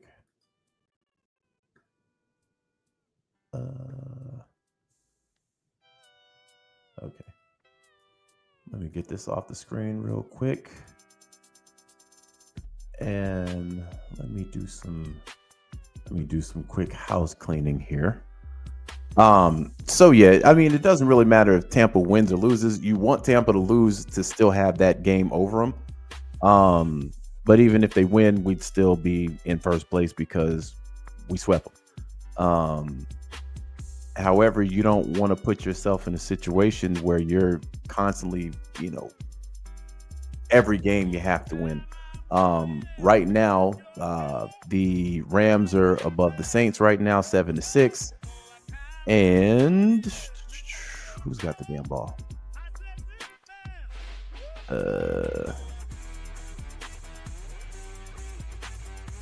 Okay, they're not telling me who. Okay, damn, they're going through that game quick than a motherfucker, man. It's the end of the third quarter already.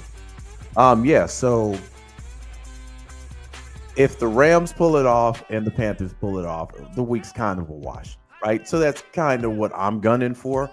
But man, this team has to play a lot better. They have to play a lot better, man. That's just the bottom line. So again, they're gonna stick with Kirk. I think that's the smart move. Even though the man threw 4 picks, to me, I don't think Michael Penix should be playing at all this year. That's just me. I've heard some people say you don't want Michael Penix behind that offensive line, et cetera, all that other stuff. I just think for his development, he should be playing it all this year anyway. Learn the playbook, learn the speed of the game, get accustomed to all that stuff. So when it is time for you to play, all this stuff is kind of relatively normal to you at this point. But my message, and this offense isn't really that hard to fix.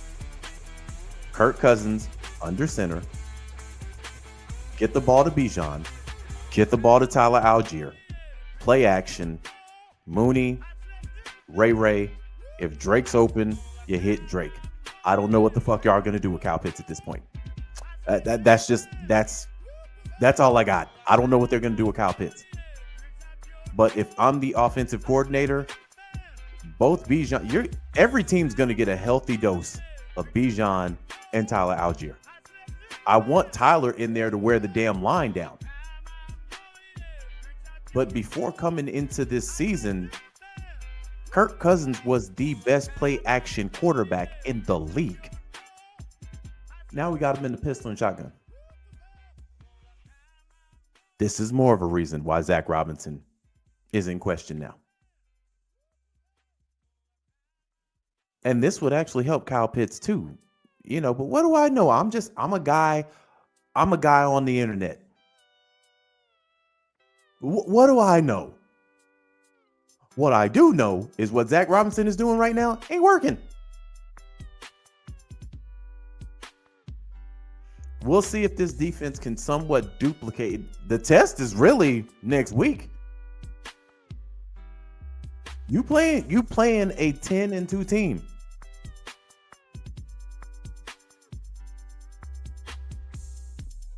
So we'll see if the defense can hold up against Minnesota. I'm going to give Jerry Gray all the credit in the world. But anyway, fam, I'm going to go ahead and jump out of here, man. Okay, Rams just scored a touchdown. Oh, yeah, I just saw it. Who scored? Who was the one that scored the touchdown, fam? Because I got Cooper Kupp in my fantasy right now. Motherfucker giving me a fight in fantasy right now, man. Nah, Cooper didn't score. Cooper only got me 4.7. Wait, what the hell's Derrick Henry doing? 7.4. That's why it's close. Man, Saquon got 6. Derrick Henry got 7.4. Yeah, I'm gonna need motherfuckers to pick up the pace, man. Even though I got my playoff spot, I'm competitive. I want to win every game. But yeah, man. That I think Kirk will bounce back. Even though I feel like he played like he threw this game. I just don't see him playing his old team and playing like pure garbage. I just, if that happens, ooh, that talk gonna get a lot louder.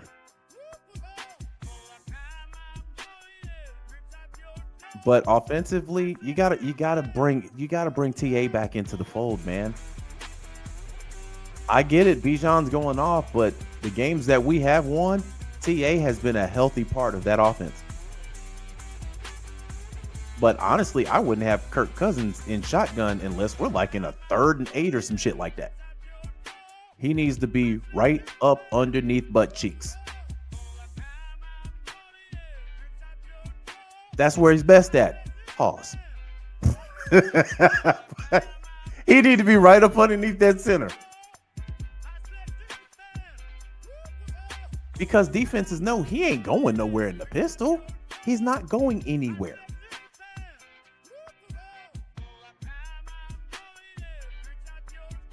But we got to find a way to get back to a win, man. We got to. And again, this could be a situation. Season ain't lost by a long shot. I've seen teams get on a run. Last 4 or 5 games of the season, bang, get hot. Next thing you know, they in the Super Bowl. Saw it happen with the Giants. You get in the playoff, man, anything goes, you get in the playoffs. But we got to get there. And the way we playing right now, this a one-way ticket to Cancun. If we keep playing this way. We got to start playing complimentary football, fam. We have to. So I don't know what Raheem is going to say to get these guys in that mode. I don't know. But God damn it, you got to start showing you are the head coach of this team.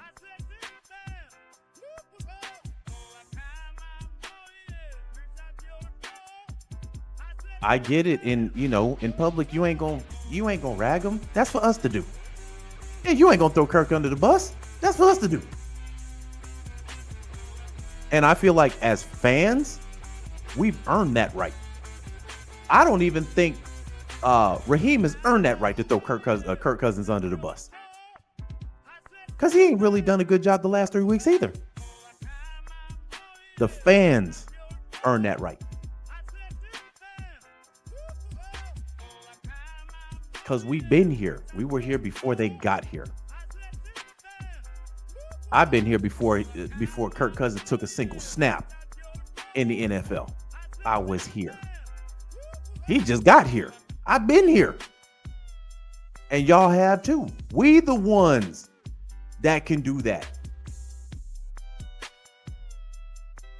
Team playing like trash, we the ones.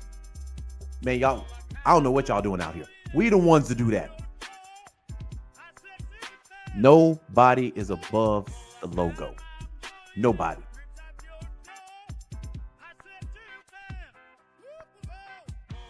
So, player plays great, give him his credit. Player plays like trash, hey, gotta jab him.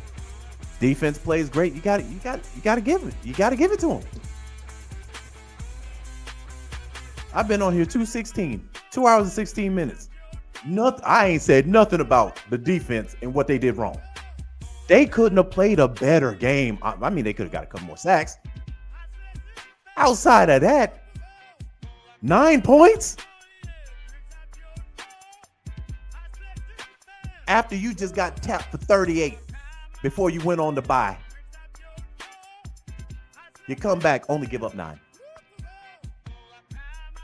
I ain't got nothing bad to say about defense today. They get the game ball. Matter of fact, one of those picks that Kirk Cousins threw, they need to go take one of those as the game ball. But hopefully we bounce back, man. With that being said and done, your boy's about to get up out of here. I thank everybody that was on the stream. I thank everybody in the chat. Y'all are the greatest, as usual. Again, let me give a shout out to Larry from the Dixon Way getting me through it while I was in the car, man. And everybody else, y'all know, man, we rock with the best over here. You know, shout out to Tidy, Uncle Steve, Big Low, Smitty. You know, the usual. A1, Birdo, Atlanta Falcons Nation. You know, shout out to them too. You know, the ladies of AFN. I really, man, you know what? I really don't. and this ain't to ruffle any feathers. It isn't. I really don't watch any of their content. But I was in, what was it, last week? Last week I was in the car heading somewhere. My YouTube's bipolar. So, and it's on autoplay.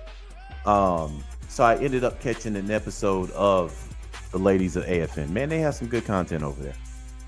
So check them out too. Maggie, the whole bunch, check them out, man. And if I miss, how can I miss Ryan? Ryan from the Birdcage, C Double, everybody, man. Go like their pages, go subscribe to them, check out everybody's content, man, because we probably all saying the same shit right about now. But give them a like, give them a subscribe before you give any outsiders a like and subscribe. Because we're the core. We're the core here. There are a lot of people that make content about us that ain't even fans of us. And be putting up clickbait just so you can click on them. And don't be talking about shit. So show the Falcon content creators some love, man. With that being said, your boy is out of here. Peace.